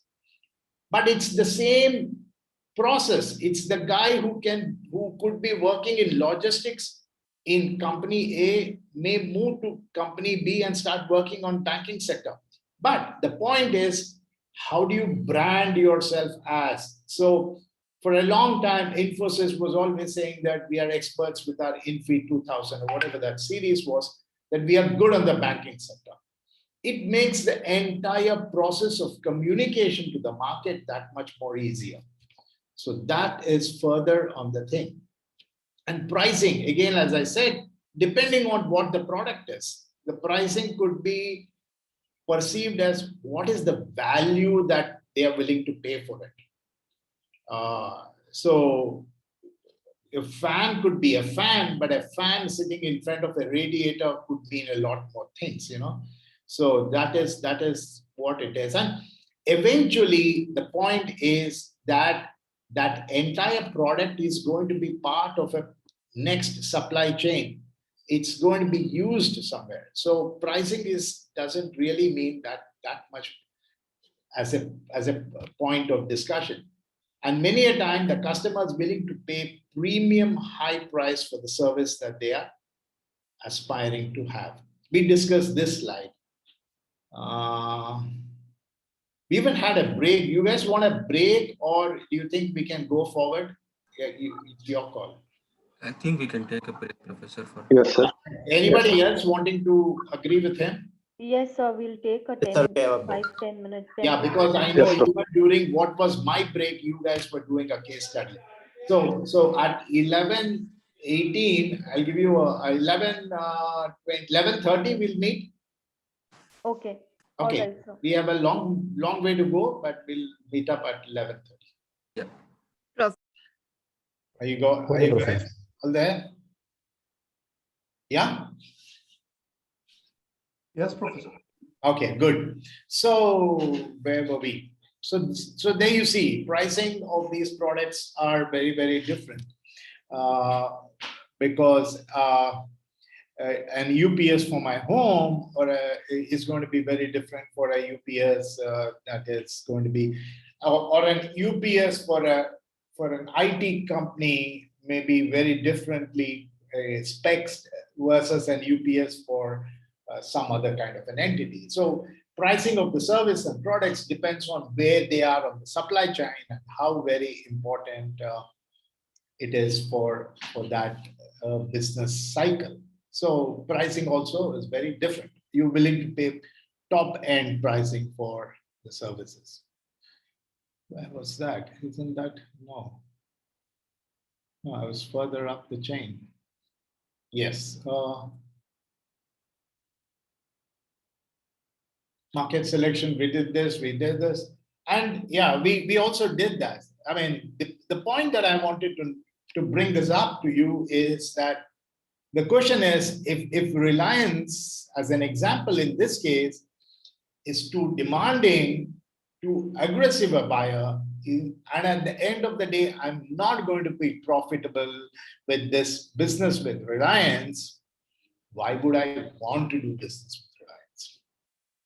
The reason is, unfortunately, the business with Reliance would, one, help me have a reasonable amount of revenue, because that's going to be top end buying. He's going to be buying more. And also the fact that I sold to Reliance makes it easier for me to sell it down to somebody else. And in just to quote an example from my industry, after working for years and years with one of the top international satellite operators, when we decided to be on our own, we made an assumption that the very fact that the individual was there, and I said personal selling matters in B2B, individual was there, I thought we would be able to easily make inroads into the market that we had developed. But it's not true. The customer is not going to give in so easily. So for us to get the reliance of my sector, we had to literally bleed, meaning that we had to cut our costs. We had to promise 101 features. We promised that we will wake up from a grave in case they give us a call, and then get the business. But that's obviously benefited us, because they know that if somebody like this top end broadcaster is taking our services, the smaller end broadcasters know that they have evaluated us, and hence we are equally reliable to take it. So business, even for somebody who's very demanding, helps you because he becomes an auto benchmark for the other buyers. That's the point that I wanted to say. And now, again, we are talking about the 4 Ps of the B2C market into the 4 Ps here. So promotion, here, how does distribution happen? How does it is not through anybody else. It's a direct sales promotion. We are either going through direct sales, or we're going to a distributor, or we have some agents who are doing this kind of a service. So that is on that. Finally, how do we communicate? How do we communicate? How do I communicate to Kotresh that this is the computer to buy? That's putting up an ad, putting up a pop-up, and pop-up for a spectrum analyzer, or a pop-up for a high-end test equipment. Imagine lands up on the middle of IPS score, meaningless, right? So we need to have a different kind of a communication. How do we attend? Personal communication. Many a time it's all by direct one-to-one communication that it has, and it involves a lot of personal selling. And you go to events, you go to, that's why the events are of ultra great importance. If you, I don't know what you call that event that Apple organizes every year. What is it called? That's a very popular event when the best of the products are advertised. Or there is the international telecom events and things like that, where you really end up meeting with one another. So that's the communication part of it. So very tough selling. B2B is a very tough activity, and B2B products are very, very complex. They're very complex. There are too many things that go in. You buy a Porsche just because you want to buy it and you like the color, but then that's not how you buy a generator, right? I mean, there's so much of complexity in the product. There's so much of diversity in that which goes into the product. Second is, this is very, very important. This is the Pareto principle of 80-20. I don't know how many of you know it. 80-20 is applicable to anywhere in the world. Absolutely. You can drop 80% of my slides, only 20% of my slides meet. You can chop down 80% of my 3 hours of conversation, boil it down to 20% of real meat. I can chop down 80% of the ones students attending here. I think it's only the 20 which really matter. Similarly, the 80% is that it is really that 20% of the customers who really end up paying for you in your own market. So how well you manage those 20%, those 20% are repetitive buyers, buyers who value what you're doing, and buyers who are willing to pay top dollar for your services. And most importantly, what is called a long tail purchase, which means that once you have entered into that, and vendor qualification in most companies is a very, very tough thing. The vendor qualification is how big is the vendor, how many people are there, how have they been supplied, are they been blacklisted in other companies and all that. But once you are a vendor, you have a long business. For the kind of business that we do, we have to fight tooth and nail to get the business. But once we get the business, normally the business lasts with us for 10 years. So it means that you have long tail of business coming once you do a deal. So limited number of buyers, but they are buying top heavy products. Then we'll just skip these two, otherwise we'll be running out of time. Personal relationships matter the most. I just want to make sure I highlight this slide or bring it up. Personal relationship matter most in a B2B business. It is virtually who you are, and it is you who make the sale, and many times it's not the company which makes the sale. The customer has faith in you. In a more detailed marketing conversation, that is called transactional selling, that is called one-time selling, there is a relationship selling. So here it is all relationship. For years and years, you grow with your customer. And if you stay in the same market, for example, for almost 20 odd years, I was in selling those Hewlett Packard stuff. And so as I grew up in my career, the junior employees in the buying organizations also grew up in their own career. So I have seen them as a trainee and they have seen me as a trainee, and we have grown together. Then there is absolute bonding of relationship. One of the example that I wanted to bring up was Kiran Rao here, who I don't know if he's still there, but he is the guy with Airbus. Possibly he retired now. And he wielded a lot of power. He wielded a lot of power, even in the process of Malia buying Air Deccan. He was involved because he was so well connected to the buyers. So this is the most important slide for you to remember, is that personal selling is a very important part. This relationship helps. And many a time you will now get into another slide wherein it talks about, and then of course we said B2B are very long-term buyers. I gave an example of satellite services where we have a contract. And you know what is the duration of the contract? The term that we use is called, the contract is valid till EOL, meaning end of life. End of life. The contract between company A and the company B, which is a satellite operator, is end of life. End of life of the satellite. That is the depth of the contract that goes in. So people have really become long-term suppliers to these companies. Like the IBM story that I told you in the previous class, is that IBM has always been a prime supplier for years and years to the same entity.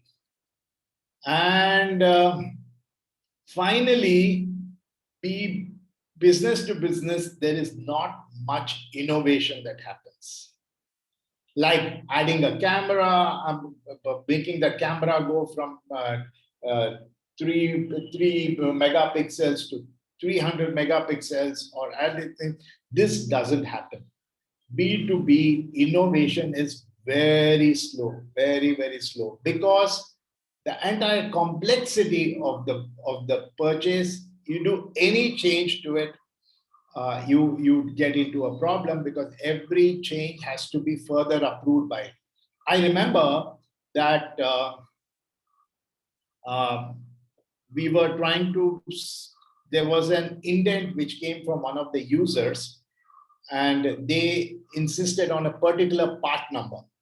They mentioned that part number in the request for proposal, and we quoted a different part number because that part number had got obsoleted with a higher spec product. We just couldn't go through the process. While we kept on telling the purchaser, the intenter, and you will come to those buying cycle in a minute, they said, no, we have this approved. If you want to sell a new product, you have to go through the entire process of requalification of your product. So innovation is very, very slow in this market.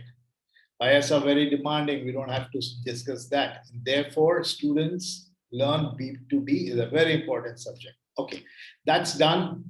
Then we discussed this derived markets. This is the slide that I wanted to tell somebody, including Ginia and somebody else. Yes, Dell has their footing in both B2C and B2B market. But you see the split which is happening in B2C is very simple, individuals and household. But in a B2B market, you start splitting it up separately. It starts splitting it up separately. Let's say they say that our keyboards are designed for serving the healthcare customers. Our keyboards are ultra sanitized. You bring in some uniqueness that sticks on to the sector that you are trying to sell. So you always get to specifics in that sector. This is one example that I wanted to bring it up. Some more for you to read in later. What is the time? I want to make sure that I don't overstretch. We'll come back possibly if we have time on this. Then same thing. I'm just waiting to go to a slide that I'm interested in talking.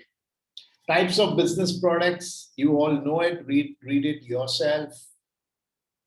The stage of procurement, one is the need is recognized. There's an analysis of the need. Then they go and talk to different suppliers. And then finally they raise a tender and the qualification happens. I'll probably come back to it if I have more time. But now I want to switch on to something else very difficult. We've been having too much of serious conversation that it's been very boring out here. So now let's get you here. You at the bottom of this entire, I think the problem with this is, yes, you in the bottom of the story is that you are in love with another person and you want to marry him or her. So how do you go about it? There are very options, very few instances, and I'm imagining this is a different world altogether, not the world you are. You have to go and reach out to him or her in a very complex way. Am I recording after the break? Yeah. Yes, Professor.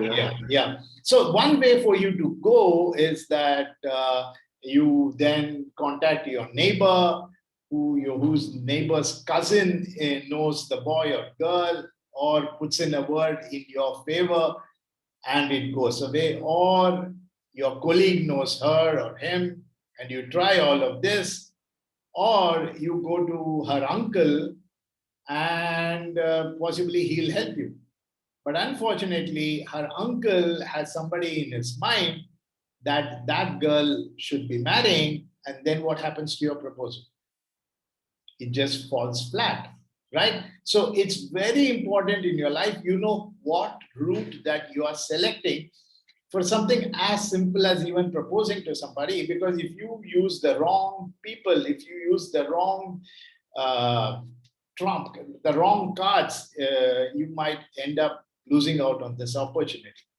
If that's so is it within the organization. And now you know that in the case study that I gave you, that there are lots and lots and lots of people who are involved in a buying. This is called the buying center in an organization. The buying center in an organization consists of 7 people. One is called the initiator. Now look at your own case study that I gave you. You know who is the initiator. One is the user. The third is the influencer. The fourth is the decider. Fifth is the approver. 5 is the guy who writes the check. And then there is what is called the gatekeeper. Now, all of them are playing some role in the process of buying. In the buying center, remember, the buying center consists of 7 members of an organization. It is true that the initiator is the one who came up with the saying, the user said, or maybe the user should be on top and the initiator on the bottom, or whatever the way it is positioned. Somebody comes back and says, we have a problem. So then we say that we should, to solve the problem, we need a new product. So the user has a problem within the manufacturing facility, and his boss initiates the purchase. Then he goes to his boss, who maybe will say, no, I think there's nothing wrong. I think you go ahead with what you have. Or he says, okay, go ahead. We will decide to buy the product. And he makes a decision between which one to buy, evaluates the pros and cons, the L1 and the T1. And then he goes to the big boss who approves it. And then the buyer obviously is the one who possibly signs on the contract or the check. It could not just be a product, it could also be a service, and it happens. But sitting among all these kinds of people are 2 imaginary characters. For all you know, the initiator and the user could still be the same person. But there are 2 imaginary characters, maybe imaginary or maybe in real life existing, as you might have discovered in your case study, is that somebody who's actually going to influence. In the case of the Keystone Technologies, there was somebody who was willing to influence the entire purchase process by saying, I have used this product, these products are reliable, you can go ahead and buy the Keystone project. Or there could be somebody else. Now you can even name them if you recall. There's somebody called a gatekeeper who has probably had a bad experience with your product in the previous organization or in his own present circumstances, or is heavily in love for reasons right or wrong or finance or whatever it is, that he is in love with the other product and he will not allow you to enter into making that sale. So these are what are called the 7 members of a buying circle, and each of them have a role. It is our duty as somebody who's getting into B2B to know who is the initiator, who is the user, so that you know how to play your cards accordingly. Now, let me take a breather here.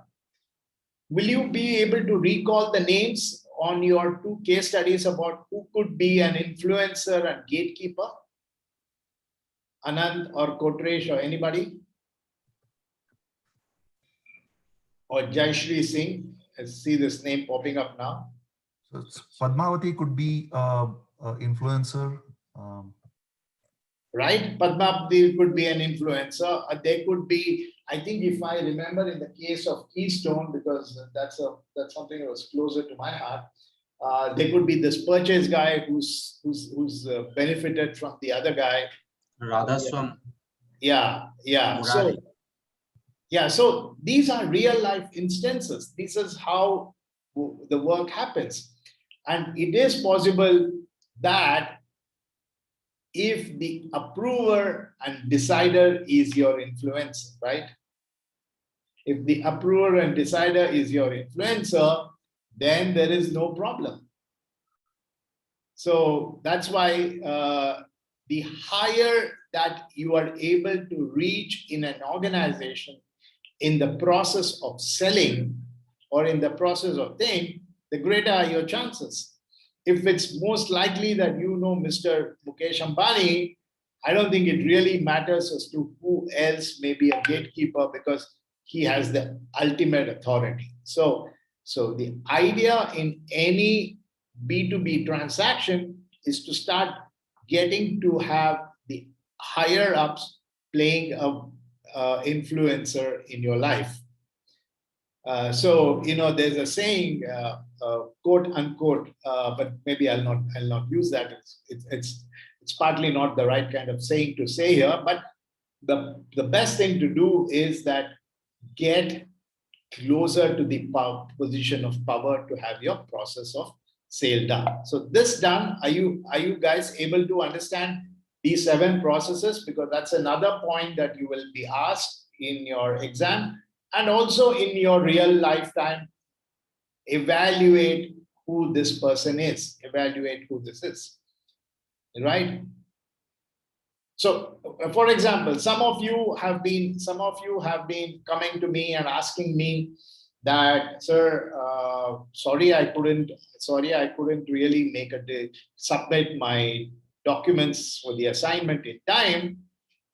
So I may be the one who initiates the mark, and I may be the one who uses the Moodle software to give you the numbers. But there is somebody who's going to decide, and if he likes you, he could, and you're able to influence him, he might open up and say, it's okay, even you submit it a little late. Or if you have brushed him on the wrong side and he says, no, sorry, we can't do anything. So it happens all the time. Any questions on this further? You have more of this stuff in the bottom here. You can read here if you want some more data. Done? Yeah. Looks like somebody wants to ask. Yeah. So, Professor. Yes, Sanjeev. Yeah. So my question is, in all fairness, to get to the level of details as to who your, buyers or who your approvers or influencers are, right? I mean, in a large organization, more often than not, it's required to have some kind of an insider information. Yes. Yes. And strictly not legal per se. No. Sorry, I just nodded. Yes. No, you don't have to need an insider organization. No. The influencer is not a buyable commodity, if that's what you were trying to say. Or if you were trying to say that, I don't think it's anything wrong to go and ask somebody, who do you think who's really going to make a decision on this purchase? But the point for you to know is that, how do I brand you? By the very fact that you seem to be talking with me through all phases of my process of selling the product, who are you? Who are you? Are you the guy who is going to make a decision? Or are you trying to find out? And it happens all the time. It happens all the time. When you go to B2B, there have been occasions, I forgot your name, Sanjeev, I guess, right? Yes, sir. Yeah, so there have been occasions where, like an idiot, I have gone and explained every feature of my product only for that guy and go and tell the other company that these are the key features of the product, come out with a comparative chart as to how your product features against them. Is because they grew up together. As a matter of fact, and I'm going to be totally tangential in my 3 minutes of conversation, is that one of the things that happened in Korea, in South Korea, was that there was this dictatorial regime which actually resulted in South Korea becoming a very strong nation. You see, the problem with South Korea, and you know it very well, is that they have a rogue nation as a neighbor. Who's this? Mr. North Korea. So North Korea, every day he gets up in the morning, says, I'm going to bomb you, Seoul. I'm going to bomb you. So how do you live in peace? You cannot, just like I have a rat in my neighborhood who's going to trouble me all the time, we cannot live in peace. That's why while Pakistan as such may not be a power nation, they can be an irritant. So similarly, if North Korea all the time would trouble South Korea, so then there was a dictator who took over and who transformed South Korea into a power giant. And he said, do you want peace or do you want freedom? So obviously at that moment of time, they chose peace over freedom. Of course, there are a lot of limitations. And what he did was that he allowed for lots of companies to come up with a lot of product. That's why you see Hyundai can also produce, make washing machines and also cars. And there are lots of conglomerates which came up, which do lots and lots of, they are called chaebols or something. But why am I saying all this? I'm saying this because the best or the management institutes which came out, that means that the guys who passed out from the best university in South Korea, half of them went and joined the government, and the other half went and joined the private sector. So they are good friends. They are good friends. So all the time they benefited by knowing what new laws are coming up, and the government guys benefited with the fact that they were keeping the industry in an active mode because they were able to influence them. So many a time it is very important for us to have a good relationship with the people who are into a buying process. So it normally in an organization, they see who is the buyer. The first thing they ask you is, who is his boss? Okay, is the boss going to make a decision? Does the boss have a budget? Is there enough money? Or is there somebody else who's going to be out there? So this is not, influencer is not a bad word. Influencer is somebody who's actually good. There's no insider part of it. I hope I'm able to give you an long answer for your question. No, sir. It definitely makes sense. Thank you. Okay. Right. So this is important for you. Any other questions that you may have? None whatsoever. Okay, good. The example of what it is. But then don't pay no more attention to this. So buyer roles are out there. Buyer decides this is again for you to do this. Now we come to an other kind of a thing. This demand in business markets is derived, meaning that as the demand arises, there will be a demand for it. I'll not get there. I actually have one other point that I want to discuss, and then I will come back to it. Okay, this is what I want to do. And this is again highlighted in the case study. In any business organization, there are three kinds of buying situation. There is what is called a straight rebuy, a modified rebuy, and a new task. Let me explain to you. Now, let's say you are you're supplying some exclusive chip or a component which goes into a machine. Now, that chip has been qualified, that chip has been tested, that chip's performance has been understood. The buying company has negotiated with the chip manufacturer or the component manufacturer. They've arrived at the pricing. The pricing is known and everything is done. And next time you want to order, you are not negotiating anything. You are just going ahead and placing an order. It's a straight rebuy. Everybody, to a certain extent, has a power in the organization to buy a straight rebuy. Sir, we've run out of, let's say, patch cords, or let's say we have run out of connectors. Okay, just place an order. Who do I place an order on? There is this supplier who has already been qualified. So it go ahead and place an order. Now, that's a simple statement. Who benefits from a straight rebuy? An existing supplier benefits from a straight rebuy. What is a modified rebuy?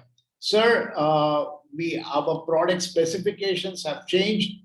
We need to order for a new connector, but the dimensions of the connector has changed now.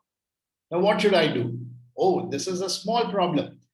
This is a buy, no doubt we are going to reorder, but there are going to be slight modifications to it.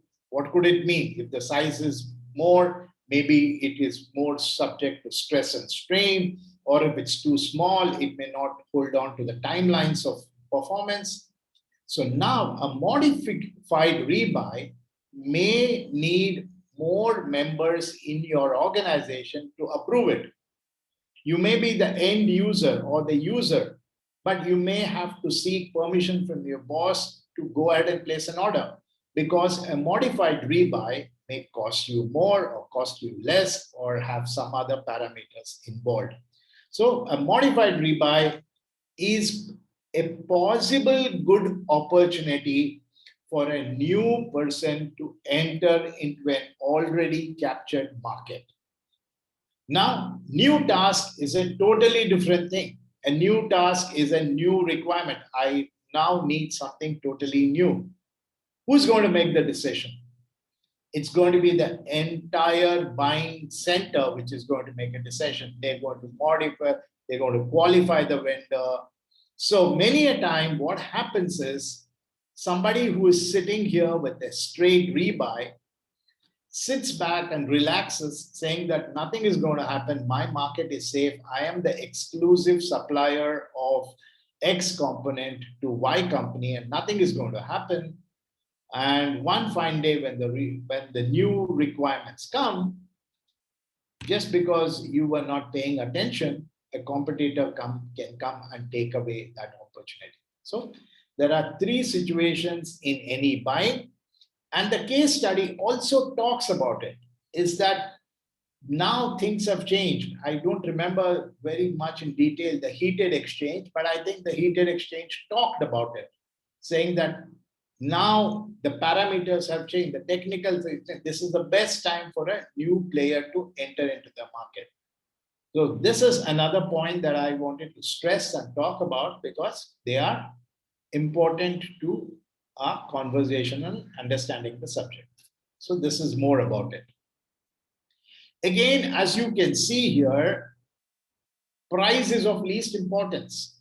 Price is of least importance. Why? Is because the price could have a delta effect on the final pricing, or may not even have any effect on the final pricing. But what's more important is quality. I don't know if you guys saw that new statement which came out by the government or the motor authority, saying that any recall now, any recall by car companies, recall is a very shameful activity. If you do a recall, it means that there's something obviously wrong with it. And there were all kinds of there are stories about it. Is that even for a Tata Nano, which would catch fire, they were not willing to accept it in the very initial phases. So there are lots of stories about Ford Endeavour. The Ford Endeavour also had a similar situation in the 70s, that you started to give an ignition to the car, and the fuel would catch fire. But Ford was Ford was so big. Ford was the big giant. So they say that there's nothing wrong with my car. You guys don't know how to start the ignition. What rubbish. They just refused to accept that there was something wrong with the car. Of course, it resulted in a lot of backlash, and then they finally had to accept it, and they had to pay heavy penalty.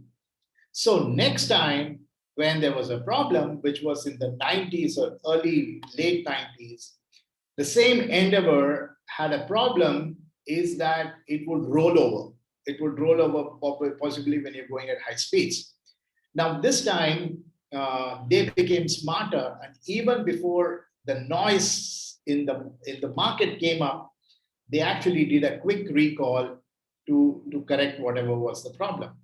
Now, the government here says that if you do a recall of your car, you have to actually pay a penalty, not just to the consumer, but you may also have to pay to the regulatory authorities because you've done some job bad. In such circumstances, do you think they would really care for the price of a product that is coming out there? They would pay a lot of importance to quality. But if it is you and me buying a product, we would actually turn this graph the other way around, because for me, it doesn't really matter.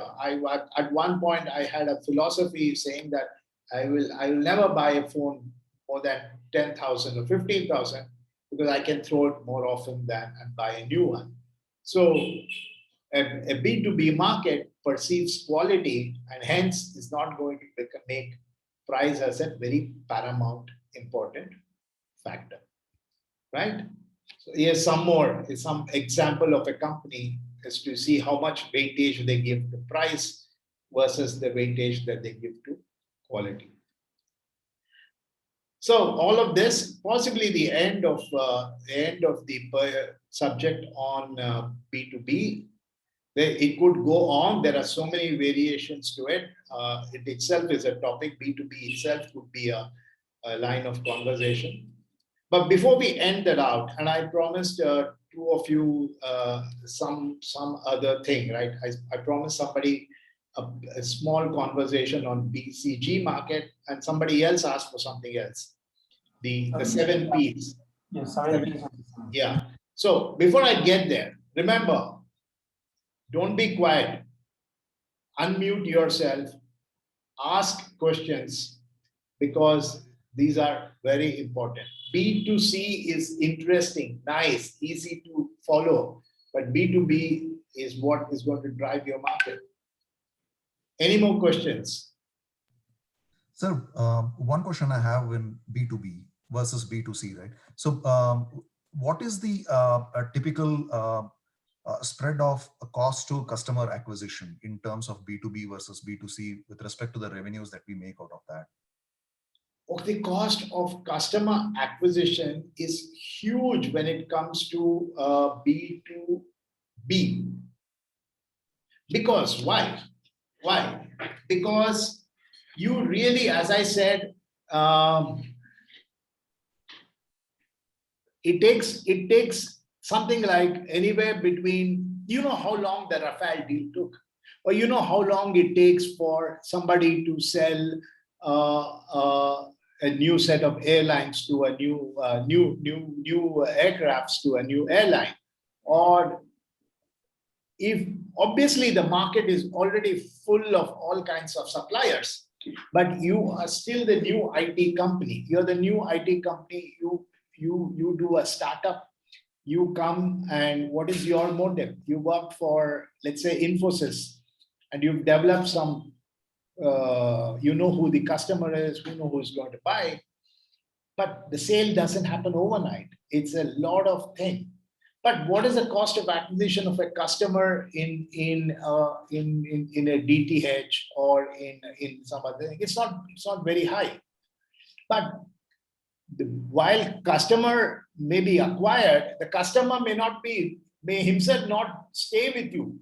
Just because somebody is going to give less, the customer may move away. In a B2B, customer retention normally is very, very, very high unless you do some damage, unless and until you don't pay attention.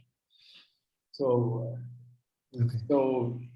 lots of efforts are required before you get into a product, entry into a existing user in a B2B market. Make sense? Not convinced? No, sir, convinced. Yeah. No, I say not convinced and let's fight it out. Okay, good. Anything else? Any other question? Professor, I'm Sharath here. Yes. Is the B2B and a B2C sales process is same? Meaning what? At the end of the day, B2C has a 7. End of the day, a sale is considered a sale when the checks hits your bank account.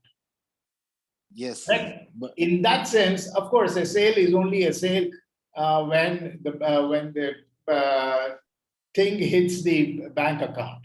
But you at least know what is happening in a B2B. You know whether you're winning or losing. You can't just go overnight say, oh, the customers made a decision yesterday night and in the morning they woke up and told me that they're not going to buy my product. No, that could happen in a B2C. The customer may sleep and say, no, I don't want to buy your product, because it's all emotionally driven. That is the word.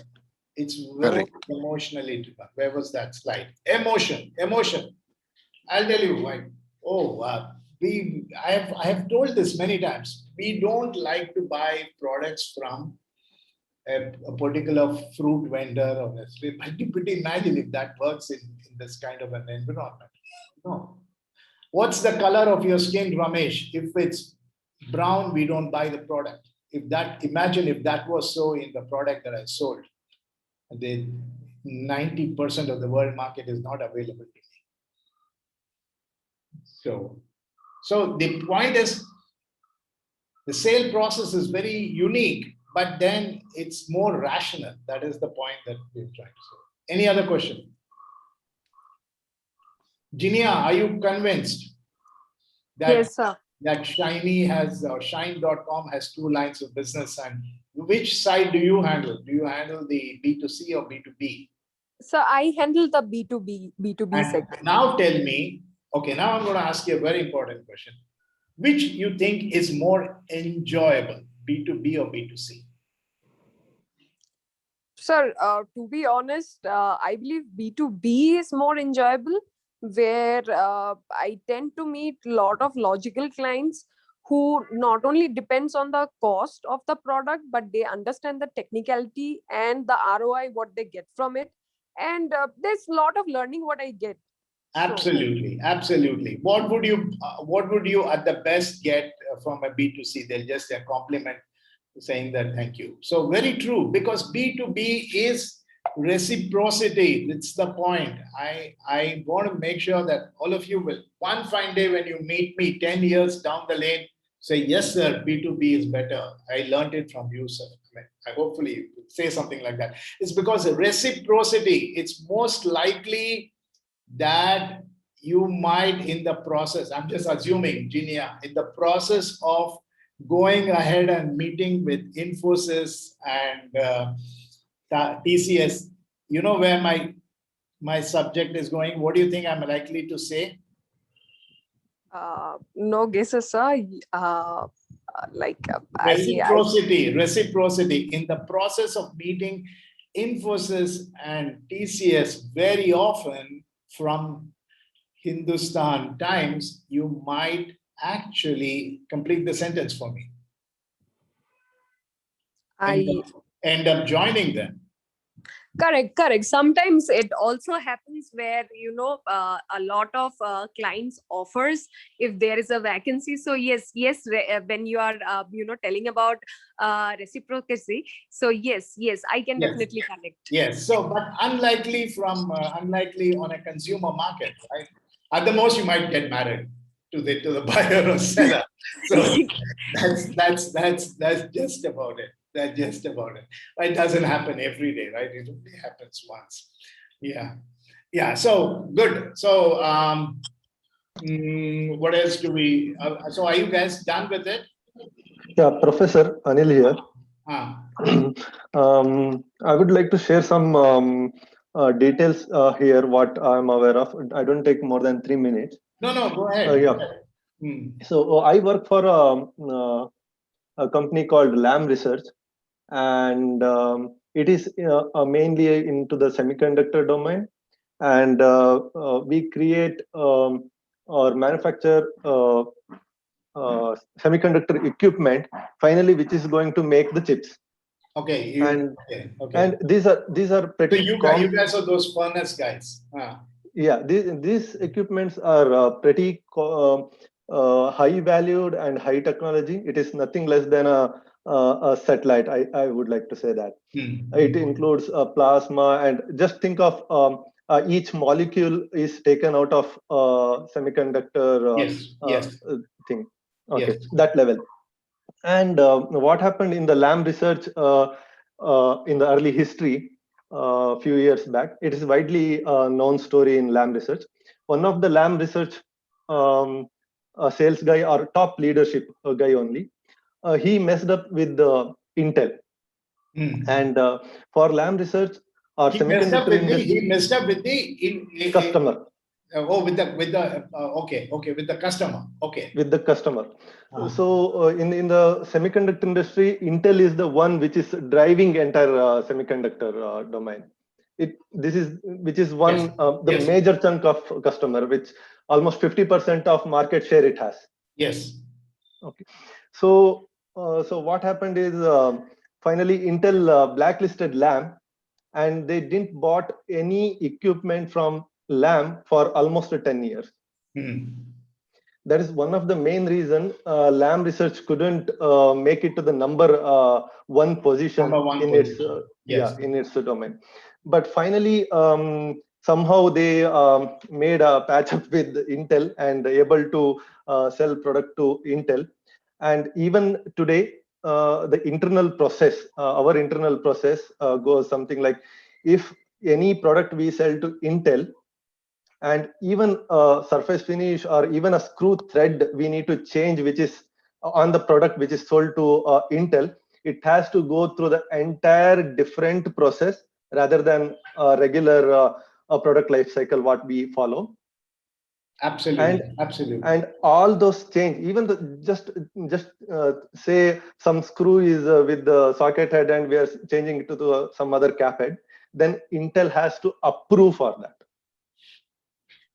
Perfect. So I guess, yeah, perfect. Very nice example, because in last almost 10 years, LAM research is receiving continuously like a preferred quality supplier award from Intel.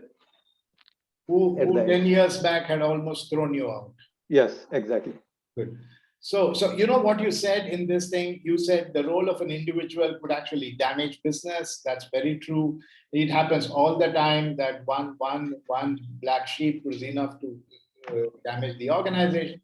Second, you also told me or told the class about what is rebuy and what is modified rebuy. The best examples that you gave about why even a single change has to go through a very lot of approval process.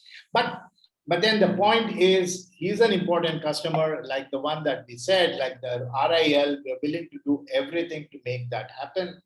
So I'd like to, you've triggered me to tell another story. So I guess we always have time for stories. Stories are very important. Yeah. Okay. So there was this, I was very close. I have to be very careful in my language because I am alive. My customers are alive. The company which supplied to me is existing. The company which bought is still existing. So I'm going to have to create and make it look like all fictitious name. So there was this unique connection that I developed with one individual who was with a very, very large government organization, which was with a very, very large government organization. And so I was talking to him over a conversation, and then he said, you know, I don't know how many of you know this, what is called coaxial cables. Coaxial cables or RF cables they are now replaced by fiber optic cables. So these are those huge lengthy cables which people normally buy them for communication between cellular towers or communication between point A and point B. So he told me, and I was working for this company, and he told me that, Ramesh, we have a huge tender coming. We have a huge tender coming, and would you like to participate? I said, sir, we don't even make these products. He said, find a supplier, and then I'll give you the business. Brilliant. So this was pre-mobile days and pre-email days. So I went back to my boss, and my boss said, let's search for this. So obviously you don't go behind the top vendor, right? Because, and this is huge, you don't go behind the top vendor because the vendor will automatically directly bid. Why would they come to us? So I started searching all over the place, and then I found one manufacturer of this RF cable in one of the suburbs of London. So I called him up, and then I asked him, would you be interested in working with us? We have a huge tender, and I know the influencer, I know the buyer, I know the user, I know the decision maker, and all that stuff, Obviously, I did use those words, but I'm telling you for your convenience. So he said, yeah, sure, we would like to work with you. Okay, good. So we quickly patched up a conversation, and we did that. And from my company, we bid for this huge tender for RF cables. And boom, one fine day, I get a call from this man saying, Ramesh, ho gaya, aapke naam pe order. Man, cheers. And my boss was still deciding.